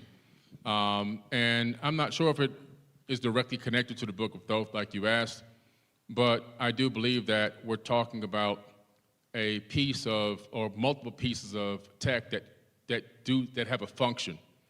If you begin to understand that all of these temples and all these ancient sites, well, at least most of them, I can't say all, most of them, they all have one base function, and that's wellness. Like a lot of people, when I take them on tour to these sites, the first thing they notice is that they feel better. We've seen people blood pressure come down. We've seen people with injuries be able to complete the tours and all these things, right? So, and in the ancient times, they all said that when they visited these sites, they had felt this energy, that they just palpable energy. They couldn't quite explain it. But then also, there's other levels to these sites as well. And I think the Grail could have to do with understanding a certain level of knowledge on how to access this spiritual technology, if you would. So for example, if you have a laptop, right? Some people here only know how to check email and do one Google search, and that's their expertise, okay? But I could take that same laptop and I can give it to somebody else in here, and with that same laptop, somebody can come on there and run a computer-assisted design program, and they can actually design a skyscraper, they can design a city street grid, they can design, an aquifer, and I can then take that same laptop and give it to somebody else in here, and they can take it and they can actually design an intercontinental ballistic missile or a rocket ship that could take a man into space from the same laptop. So we're talking about understanding this thing in different levels of understanding. The base level is down here. By the time it got to the level of religion, it was probably the most basic bare bone understanding you can ever get. But the deeper you go back in antiquity, the more knowledge and wisdom you had on how to access this level of technology, how to actually make it function, most likely is how you were able to access the higher functions of some of these sites and some of these temples.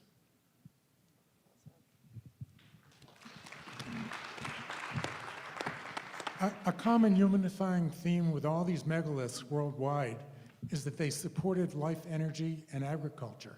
They have other functions, but there's one common function, and that's to support the well-being of the people who built them and where they lived and the environment in which they were built. And if you look at the Great Pyramid, from the perspective of Wilhelm Reich, who discovered orgone energy, that's an orgone energy accumulator, a life energy accumulator. And the principles of orgone energy are that it's contained and absorbed in organic matter and attracted to, then dispersed by inorganic matter. So the pyramid is mostly limestone, which is an organic rock from ancient marine life. And the king's chamber is solely igneous rock, granite rock. So energy is concentrated within the king's chamber. And rather than it being a place for the king to die, it's a good place for the king to recharge himself with that life energy. And because of the way the shafts are, the air shafts to the north and to the south, if you take the blocks out from the base of those shafts, you get energy streaming in from the cosmos into that center room, and you can create energetic spirals in the atmosphere. And the whole pyramid is an excellently designed cloud buster to create rain and create lightning. What do rain and lightning do? They create nitric oxides that turn into nitric acid mixed with water, and you have nitrates on the soil, and you have water on the soil. It's a great way to fertilize the whole region of the Middle East. And you can put just one copper pipe on one side of the pyramid, and that whole region will get rain. Or you go to another face and do the north side, or do the west side, or do the east side. So the pyramids and the whole ancient world was designed to help life energy thrive.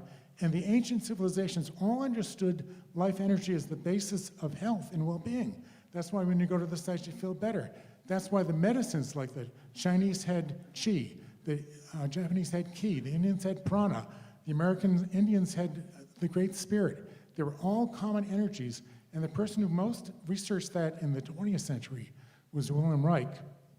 And he was put to death in 1957 in a federal prison, basically for saying that radioactive energy, radiation energy from nuclear materials, was unfriendly to human health.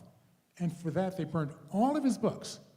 He's the only author in American history to have all his books burned except for 2 copies. One was in the Harvard Rare Book Library, and the other was in the Library of Congress, and very few people got to read them until recently.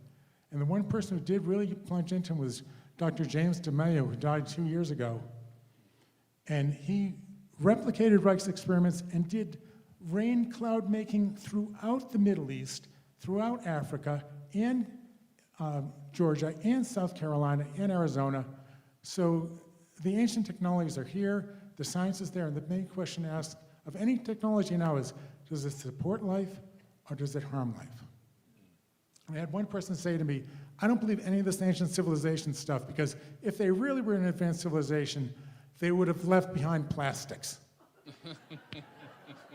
It shows the level of consciousness. So, thank you. Thank you.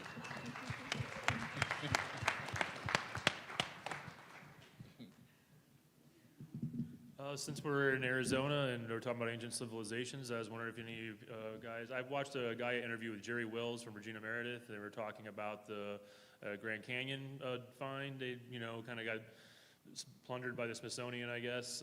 He said he found it by Quagget Falls in the Grand Canyon, very difficult to get to. Said it was at one time at lake level, but now turned into waterfalls, and it's up on a cliff and all this. I was wondering if you guys have ever heard any, things about that and can kind of, touch base on that.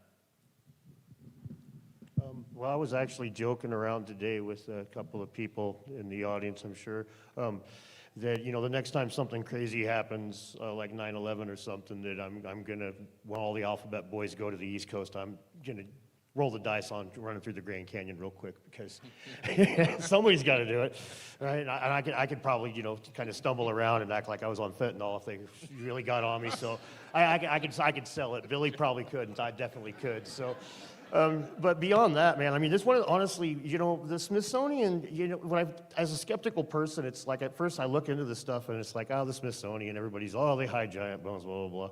It's like, if you know what the Native American Graves Protection and Repatriation Act, NAGPRA, there is one institution in the United States that is immune to it, and it's fucking Smithsonian.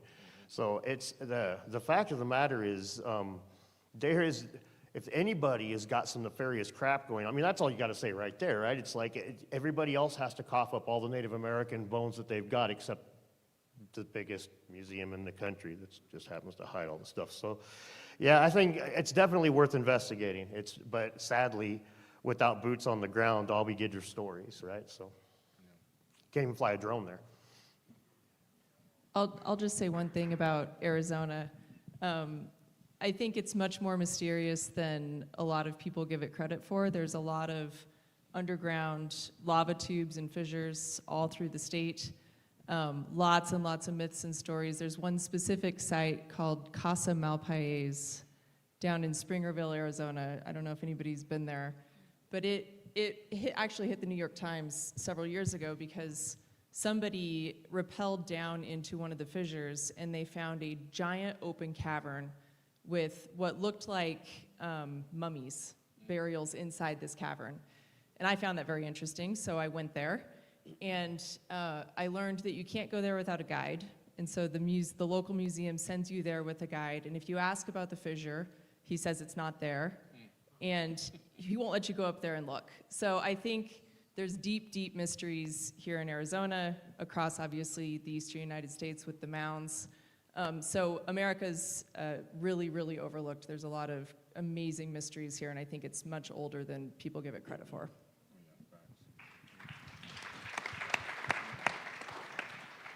Yeah, well, I'm definitely going to echo what she was saying about the Americas being incredibly mysterious. I could go on about this all day. Something that's interesting to touch on with the Grand Canyon. Anybody here ever seen? I think the Y-Files did a big episode on this. The supposed Egyptian artifacts being found in the Grand Canyon. Anybody ever looked into this?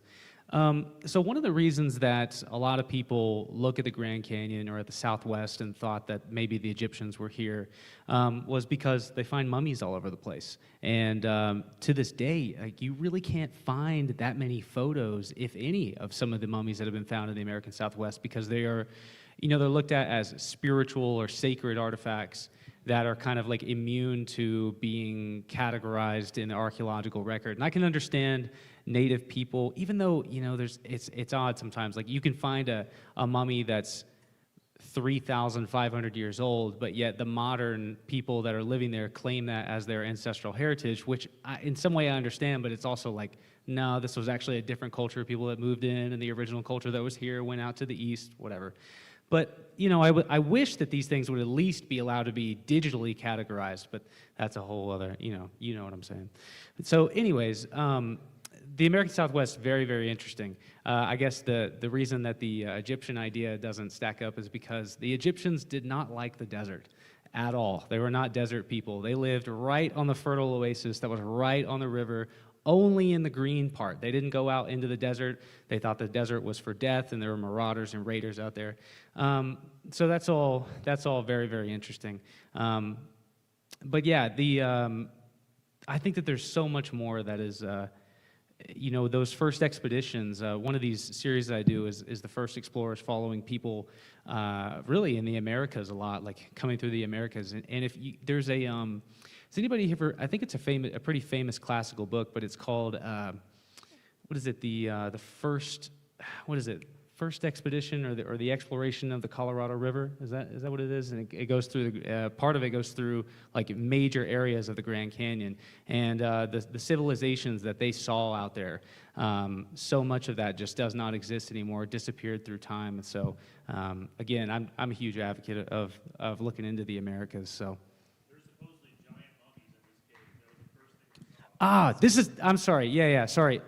Sometimes I go down a mental rabbit hole and I get lost. So the Smithsonian, they've done a lot of great work, and then amidst that great work, they do very strange things.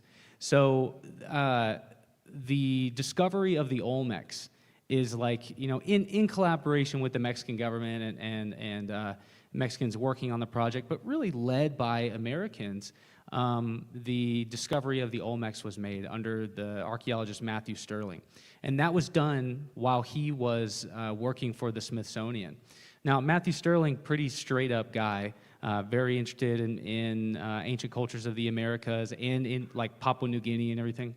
And what's interesting is if you study his writings and his expeditions, you find, all these sites that he uncovered in the Olmec world, and I think he found like 15 of the 17 heads.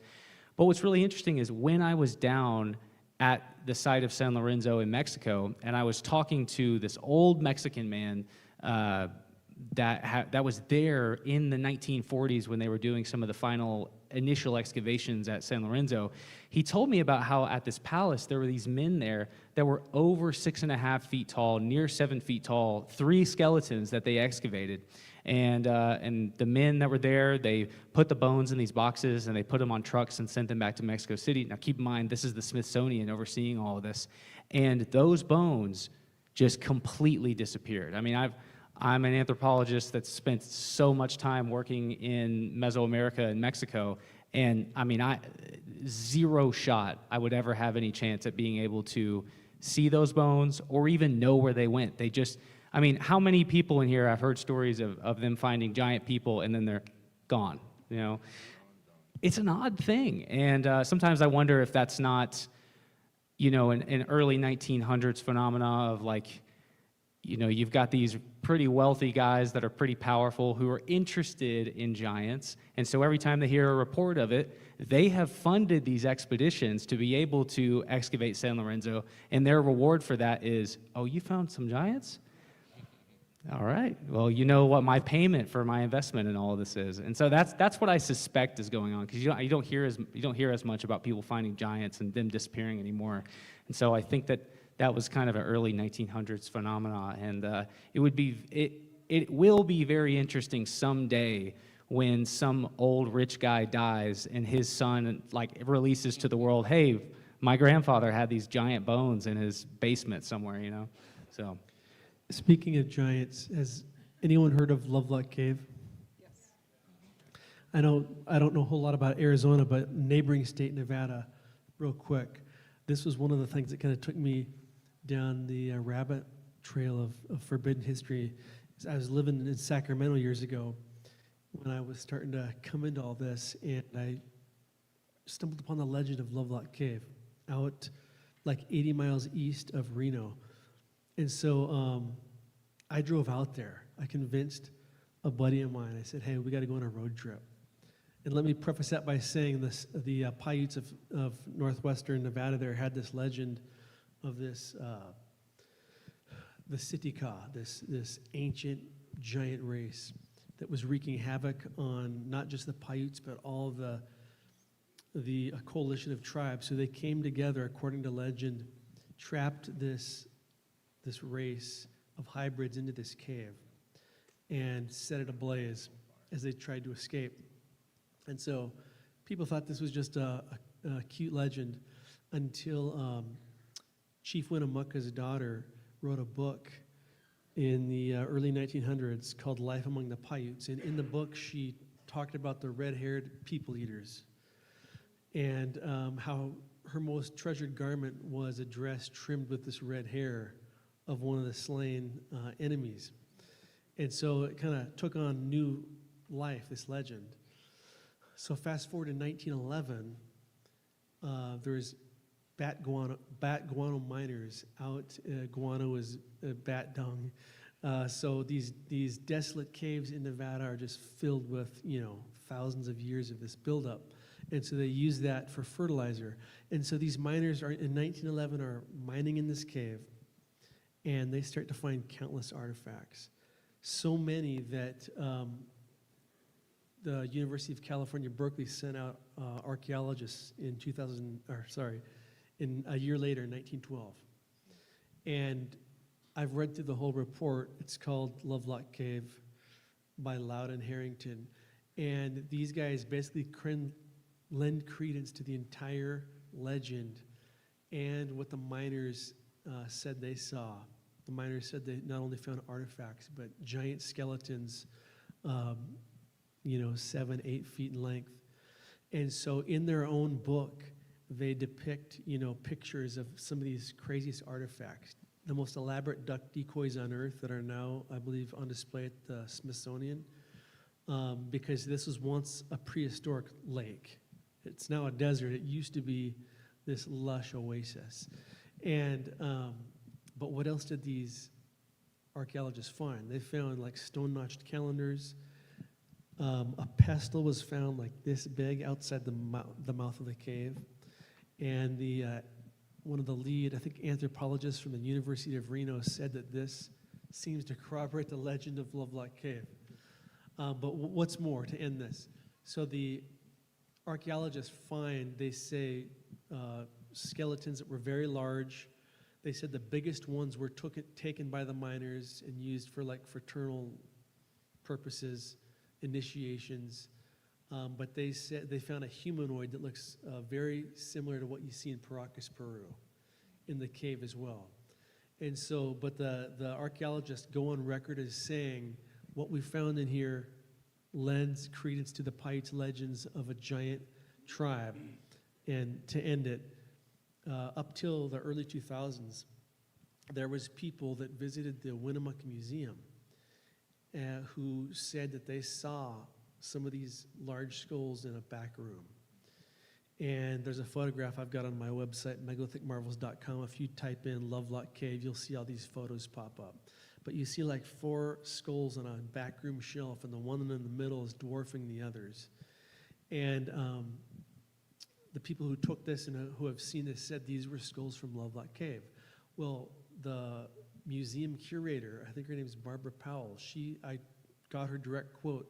She says, yeah, we have to hide these in the back closet because the state doesn't recognize the legitimacy of these skulls. And that was the museum director saying that. I've got the quote, and so it's not Arizona, but it's neighboring Nevada, right? We've got so many countless examples that Dan could tell us about and others of a cover-up. I can look you in the eyes and tell you from the research I've done, it's 100% there is a cover-up, and so that leads to a why, but I know Dan's got something to say. First of all, I wanted to address something that Luke had talked about, how the Native Americans have this belief where you're not allowed to take pictures of the skulls or their remains or draw or write down the measurements or acknowledge that they ever existed. This is, I'm going to call bullshit on this because look at the Amish culture. The Amish, Mennonites, and all these people, they're very insular, they're very tight-knit, and some of them don't want you to take their picture. Some of them don't give a rap. So I'm going to have a hard time believing that this tiny insular community can't agree on something like this, but that whole idea of the natives don't want you to take pictures of their skulls, that goes to Papua New Guinea, that goes to Japan, that goes all across the Pacific. It's so ubiquitous that, and if you look, you'll find quite often it's not the natives saying that, it's the museums that are, oh, we're just doing this out of deference. Yeah, again, I call bullshit. The second thing that I'm going to call bullshit on is when they say that the giants, their whole, every time you read these reports, they always say the person that did the measurements was stupid. They didn't know that the person's head was crushed. They didn't understand that if you put your tippy toes out, you get taller. And it's like, sometimes these guys are actual like bona fide scientists that are like well respected, and I have a GED and I can measure with a tape measure to a 32nd of an inch and do it real accurately, and I know that when I stand on my tippy toes I grow, so I'm going to go out on a limb and say these scientists did too. I could be wrong, but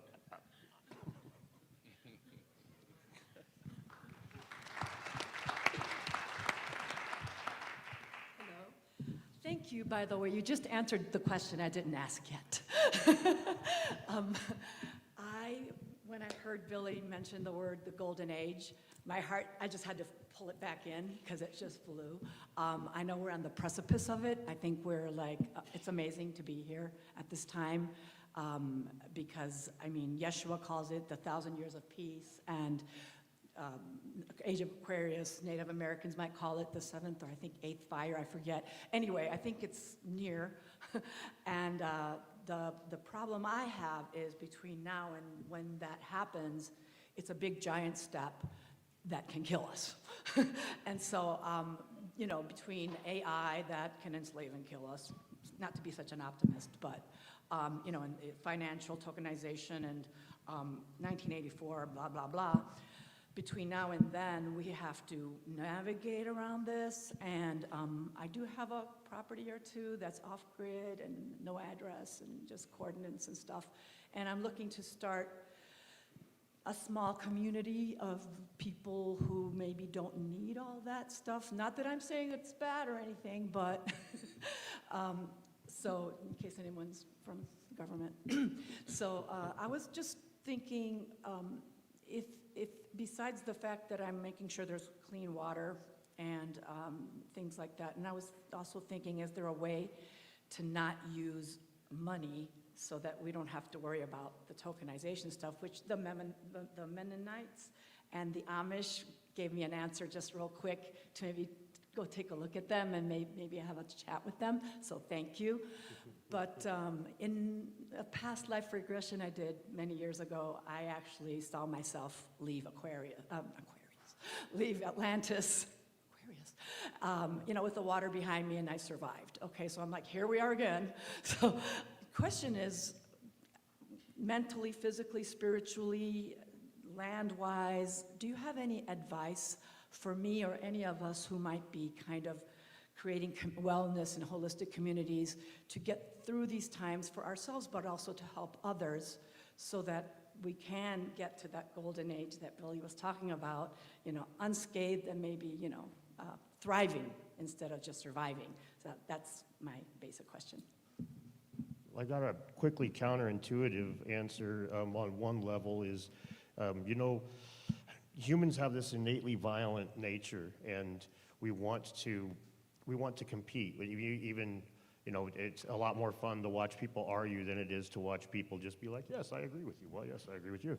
And this is just innately wired into us. And at this point in human history, I think that honestly, technology has offered us a pretty healthy outlet. If you look at the rise of video games, you'll watch the decline of violence go right alongside it. So I'm not saying let your kid play Fortnite 16 hours a day, but a couple hours a day is probably a healthy thing in all honesty. And as we have, like, it's difficult when you think about it, but we really are in a spot where we're trying to grapple with these like lofty ideas when we still, like I was saying earlier, have just these animalistic forms. And so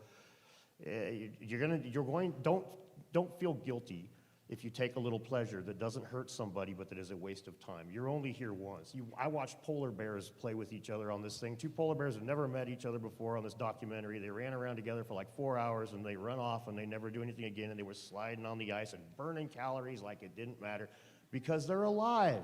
So yeah, to hell with it, but maybe I'll die from this later, but today I'm gonna have a good time. So enjoy yourself a little bit. Don't be too stressed about it because you're not gonna be healthy if you are. And yeah, I agree with Dan on that. Sometimes you gotta, you know, sometimes we become fanatics, and so we have to have balance. There has to be balance in everything, right? And so too much of anything in any direction is, you know, you hit the polarity too hard, all of a sudden you're tipping the boat in either direction. And so one thing I did though was I'm a prepper, and I prepped years and years ago. And in 2010, I started a project called Fort Terra Nova, and it completed in 2013. It was featured on the History Channel. It's an underground city the size of 3 Walmarts.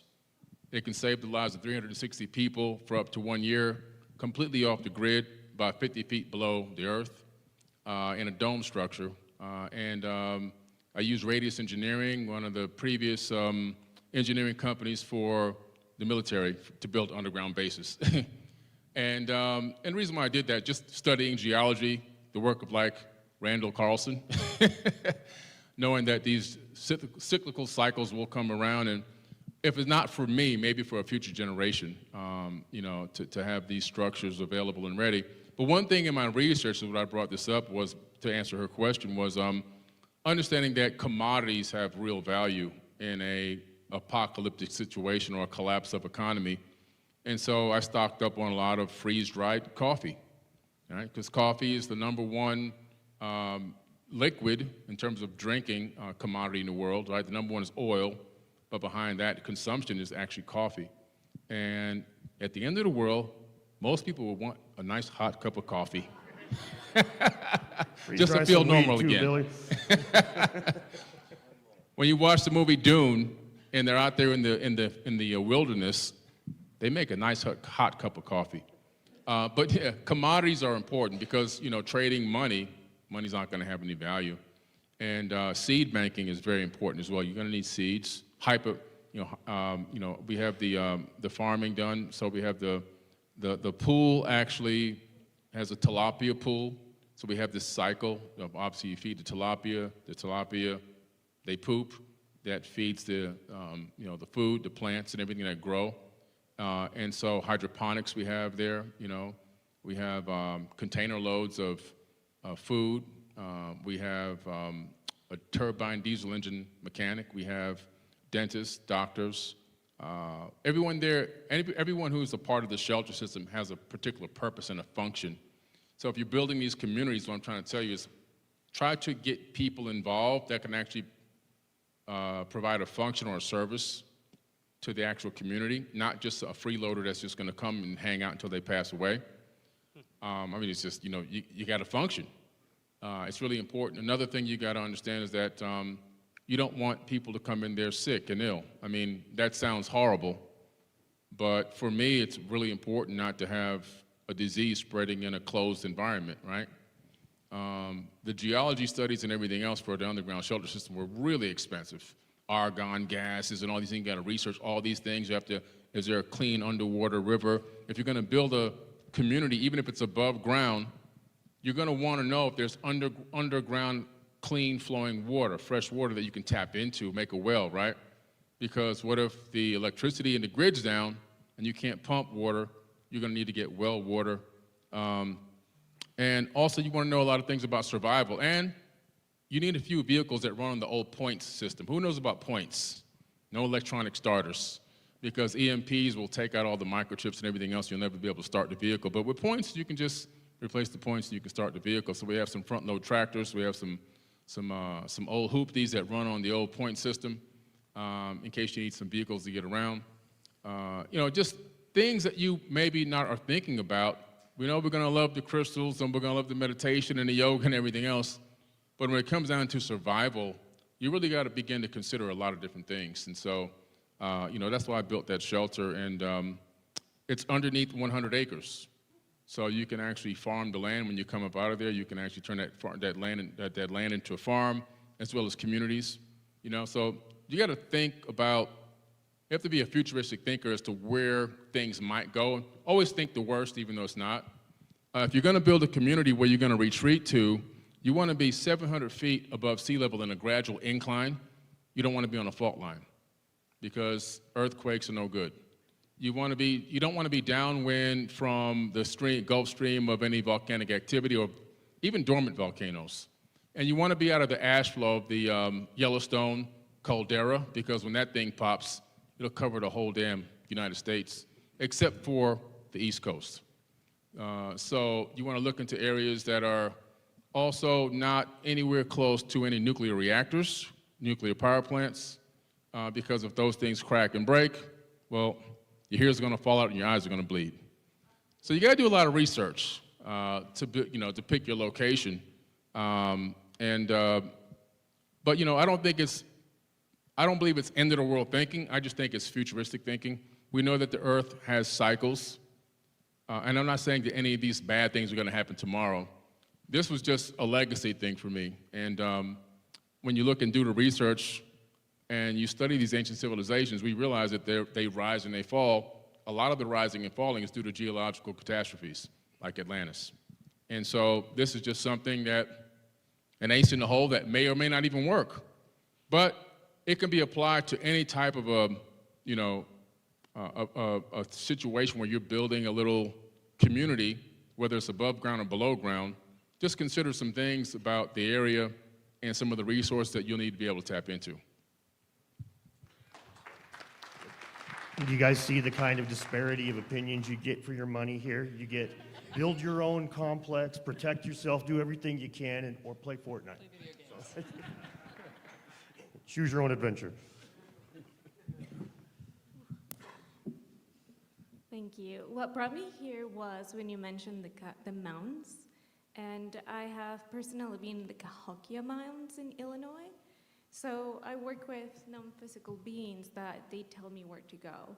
And in these mounds, I learned the important lesson of what information is, that matter holds information.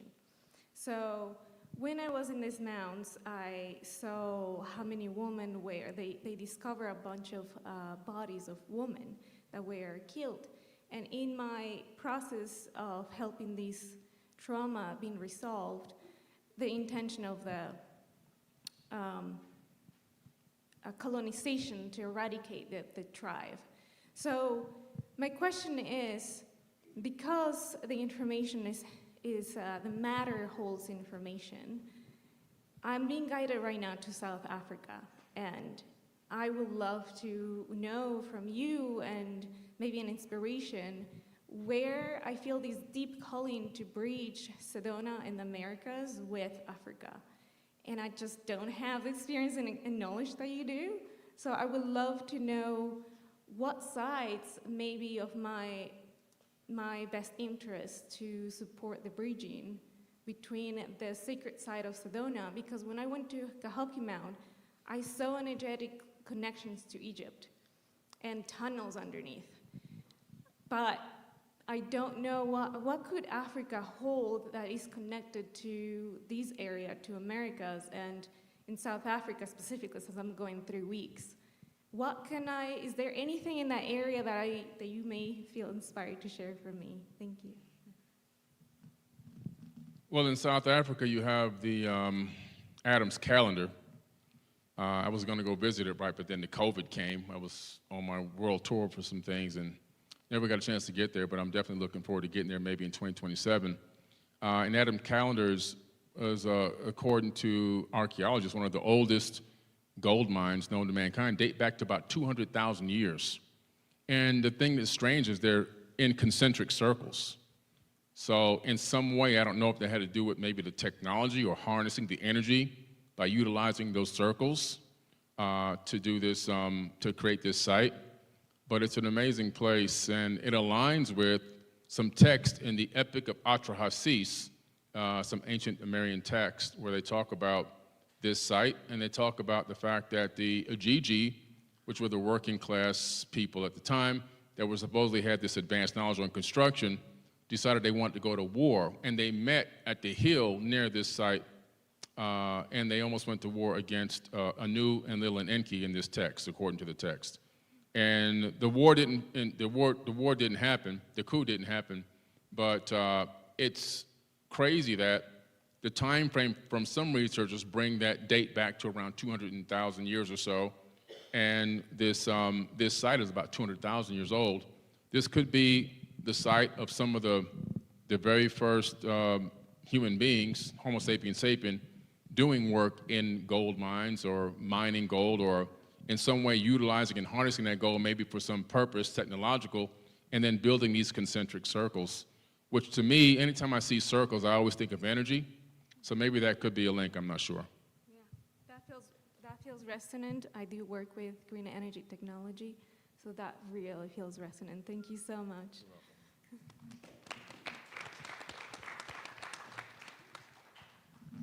I'd like to harken back to the first person that came up talking about the Boogosphere, or spheres.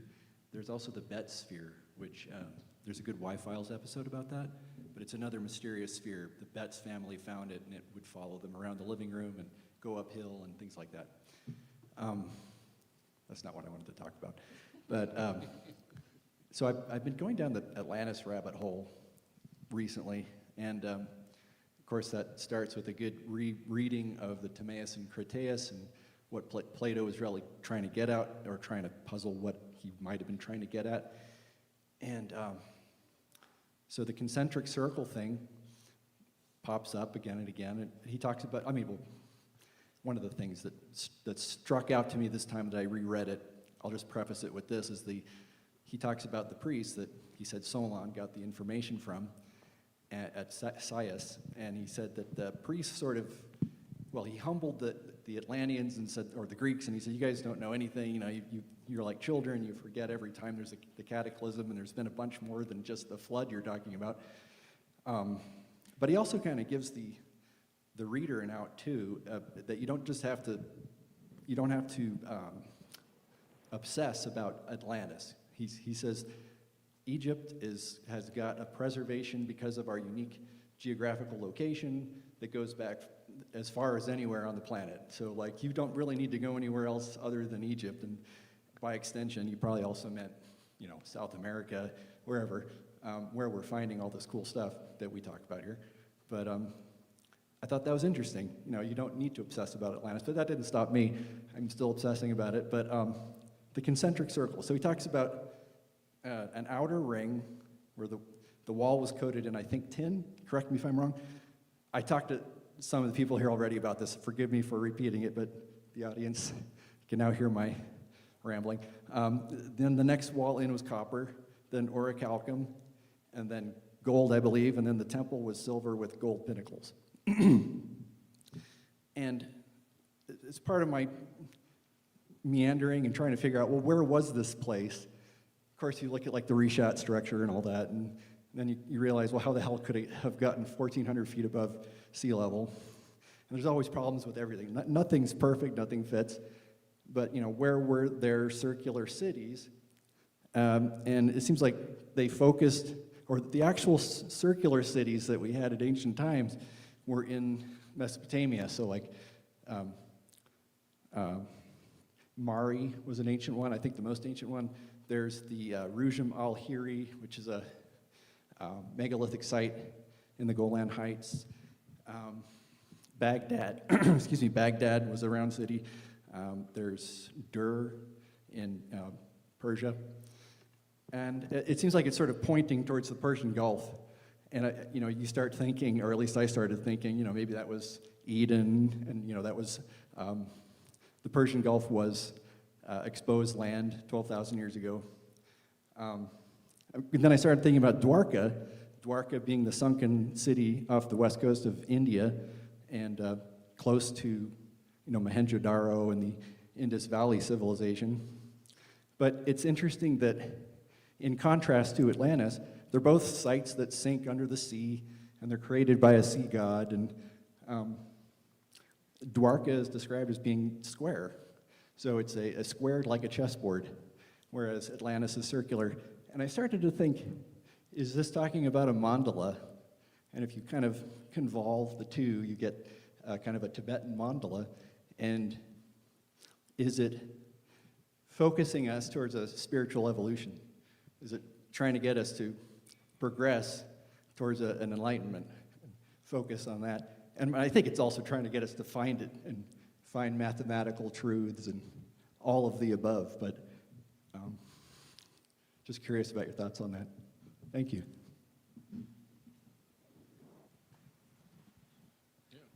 Well, I think the question would be, what do we think about the connection between Dwarka and Atlantis, the concentric circles and the square, making a mandala, so that we can create this spiritual connection from heaven to earth. And I think, you know, I mean, one of the things I believe is the main mission for mankind on earth is to understand that we're already living in heaven. I know that may be hard for some people to wrap their minds around, but I believe that this is a proving ground. And just one giant experiment of maybe Googles of experiments going on in the entire known universe, maybe even throughout the multiverse. How many civilizations will recognize the secrets left behind, that this is a realm that is tied to the spiritual, and that it's not that you should die so you can live, is that you can learn how to live now. And how many of us will eventually bring heaven to earth? In other words, will we be able to alchemically convert the darkness into light right here in this limited time that we have? And maybe that's the ultimate mission on this planet.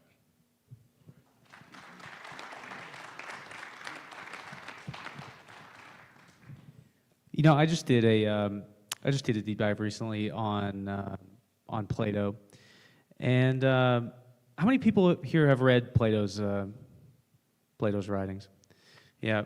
So, you know, one of the things that's interesting is when you read Plato, when you study the classical Athenians, you study the archaic, or I should say classical Greeks in general. You study the archaic Greeks. You know, that sort of dark age between the fall of the Bronze Age and then the rise of classical Greece.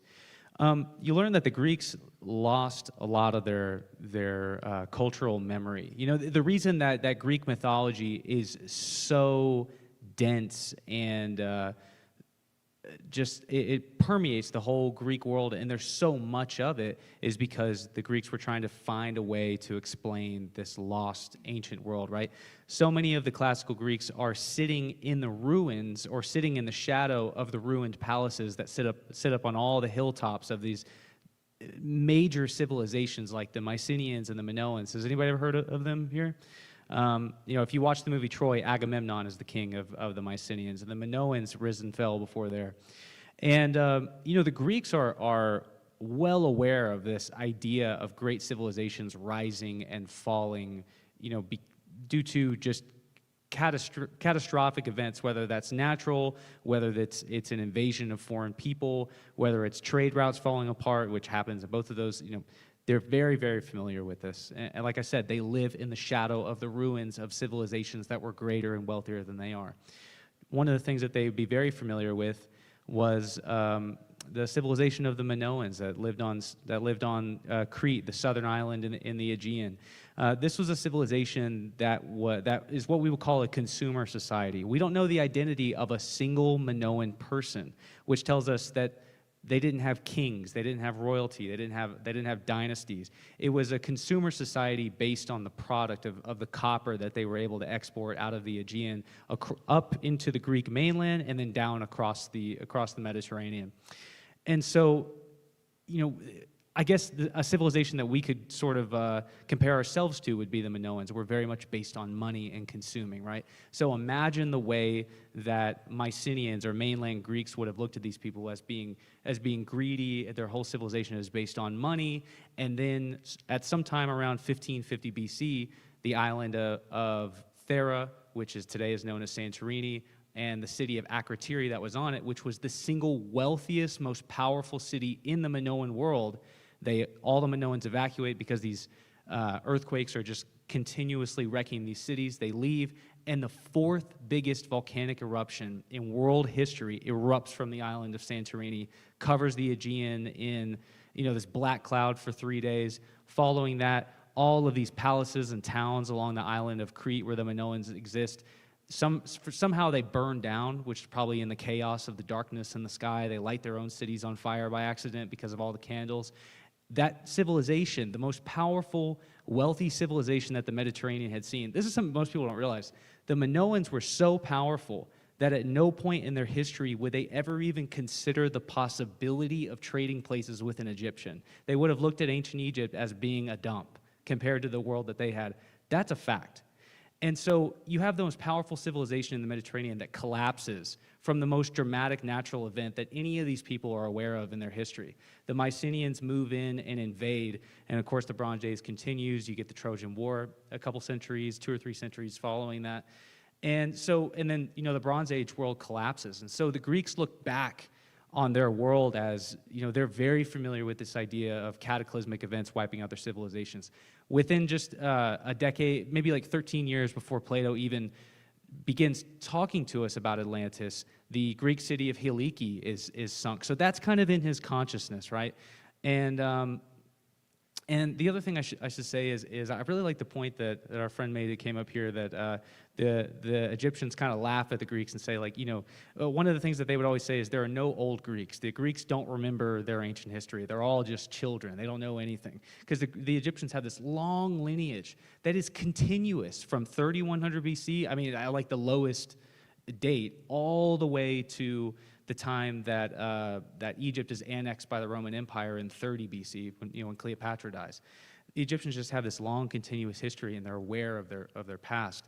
And I think that it's an interesting point that he made, that we don't have to focus specifically on Atlantis because the Egyptians had known about so many other cataclysms as well. And the other thing I want to add to that is that, you know, because Plato is so important to our modern culture today, we almost treat him like a biblical figure. We hang on every single word that he says, every precise description that he's giving of Atlantis.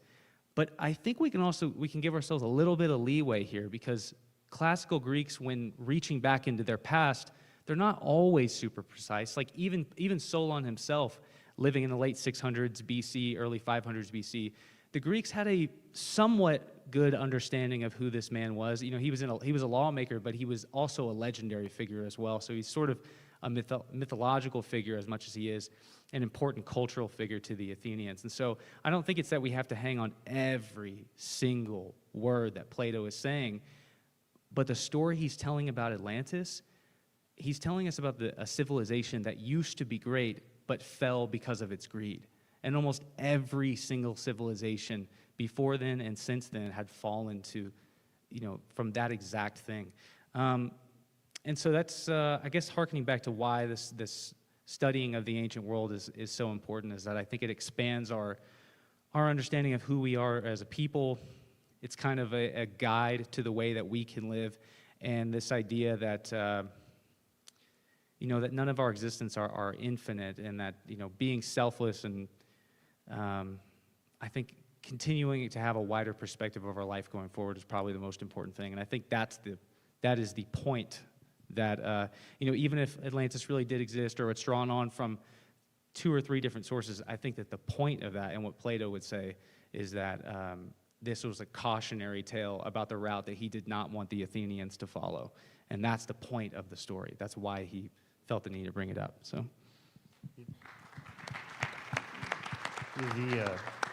To add to what Luke was saying there, when it comes to Plato's story, he's very clear about 2 things. One is that it's not bullshit. He's telling you the truth. And the second thing is that he's selling you a narrative too. But he's trying to say that a modern day version would be somebody saying the West is falling, the West is falling. But, you know, he invoked something that his contemporaries at least believed was true. Nobody's going to tell you, if somebody says the West is falling, they invoke Rome. They don't tell you about how Harry Potter fell apart and how the Legend of Zelda failed. They tell you about Rome because they touched something that's real. So at the very least, in my mind, it's proof that Plato and his contemporaries believed in, like Luke was saying, in, you know, these catastrophic things, the loss of the civilization.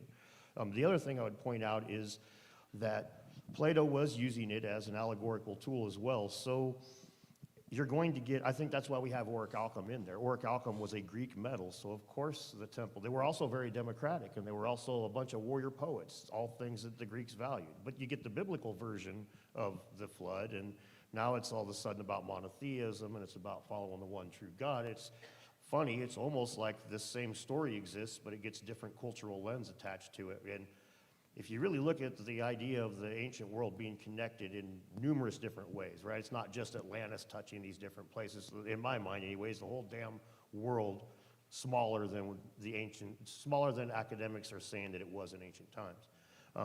With that in mind, we're going to have a lot of places that are going to quite possibly be conflated together. You can imagine 10,000 years from now, they wouldn't be calling us North Korea and France and America. They would lump us all in together as the electronics people. So I think we see a lot of that.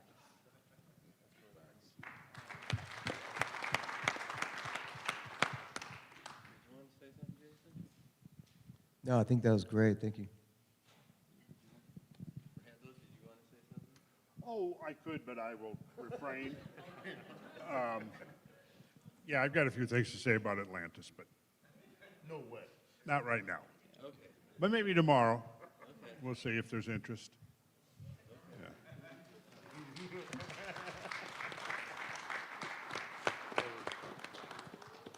Well, a couple of things I was going to bring up when the lady mentioned, or someone mentioned earlier, what kind of things do we see here in the Southwest. That was a gentleman. Referring to the Kincaid expedition, and David Childress always brings that up. the discovery of ancient Asian artifacts, Buddhist statues, Egyptian statues in the Grand Canyon, in sort of a Cappadocia, Darren Carreau underground living setting where thousands of people could live. That was right here. And David Childress's story is that the Hohokam came from Southeast Asia, and it's a Shivite cult, and they ended up in Phoenix as the Hohokam. I said that but I didn't have that right. Southeast Asia was the Cam. And then he says these people came here to Arizona and later became the Hohokam. And then when he starts talking about they're related to the Cambodians in Easter Island, and they have these skills of, moat building. And when you take the material taken out of the moat around Angkor Wat, it's something like, how big? There's more mass in the Great Pyramid. When you take out the soil needed to build a moat around Angkor Wat in Cambodia, I did the calculations, about 13 feet deep and the miles around. It comes out to about maybe 18% more mass than it was to build the Great Pyramid itself. So my point is that now I could see the dots connected where they came through the Sea of Cortez, up the Salt River, and they're here in Phoenix building canals that we still use today. They would have the ability to do something like this in the Grand Canyon. And according to David, they slowly kept moving up north, up to here, and I think he thinks they eventually became the Pueblo people who built like Chaco Canyon. Well, Chaco Canyon might be from the Aztecs as well, from the south. But Mesa Verde, Hopi, Zuni, all of the Pueblo people possibly came from Southeast Asia. And on top of that, there's very similar words in Hopi to Japanese and Tibetan. The word for peach in Zuni is moai, and the word for peach in Japanese is momo. It's very, very similar. We also see the swastika was very popular in Native American and all over the world. So how did that happen? There's a lot of other similarities that are happening right here in the Southwest that connected to different parts of the world. For example, there's a book called The Pale Ink, where there was a Chinese traveler traveling all over the Southwest and documented Arizona. And then out in Zuni, you find Chinese petroglyphs. And supposedly they took off just before the Chinese showed up. So you have the peach that comes from Asia and goes all the way to Georgia. And it's just fascinating how these connections connect us all. And that's one of the main reasons and purposes that I bring these fabulous speakers and researchers together, is so that we can have a chance to listen to what they have to say, learn from them, and then collectively connect the dots to show that we're really all connected. So again, I want to thank all the speakers here for showing up this weekend. If we can give them a round of applause. And also, I'd like to give a shout out to all the volunteers, all the people that put in time to put this whole event together. You can't imagine how many pieces there are. And a lot of people in this room pick up different parts of those pieces and make it look easy. So thank you to all the people that are volunteering and serving us this weekend. Thank you. Okay, and then I think that's it for tonight. We won't keep you any longer. I think we've kept you almost 3 hours. It's like a Joe Rogan show. And we're going to be hanging around. We got till 11 o'clock at night. The DJ is going to take over from here. So this is a social hour to gather with the speakers and each other and to connect even more. Tomorrow morning, we'll be meeting back here at 10 in the morning. And then we'll be going from there. So I hope you all enjoyed your evening, and we look forward to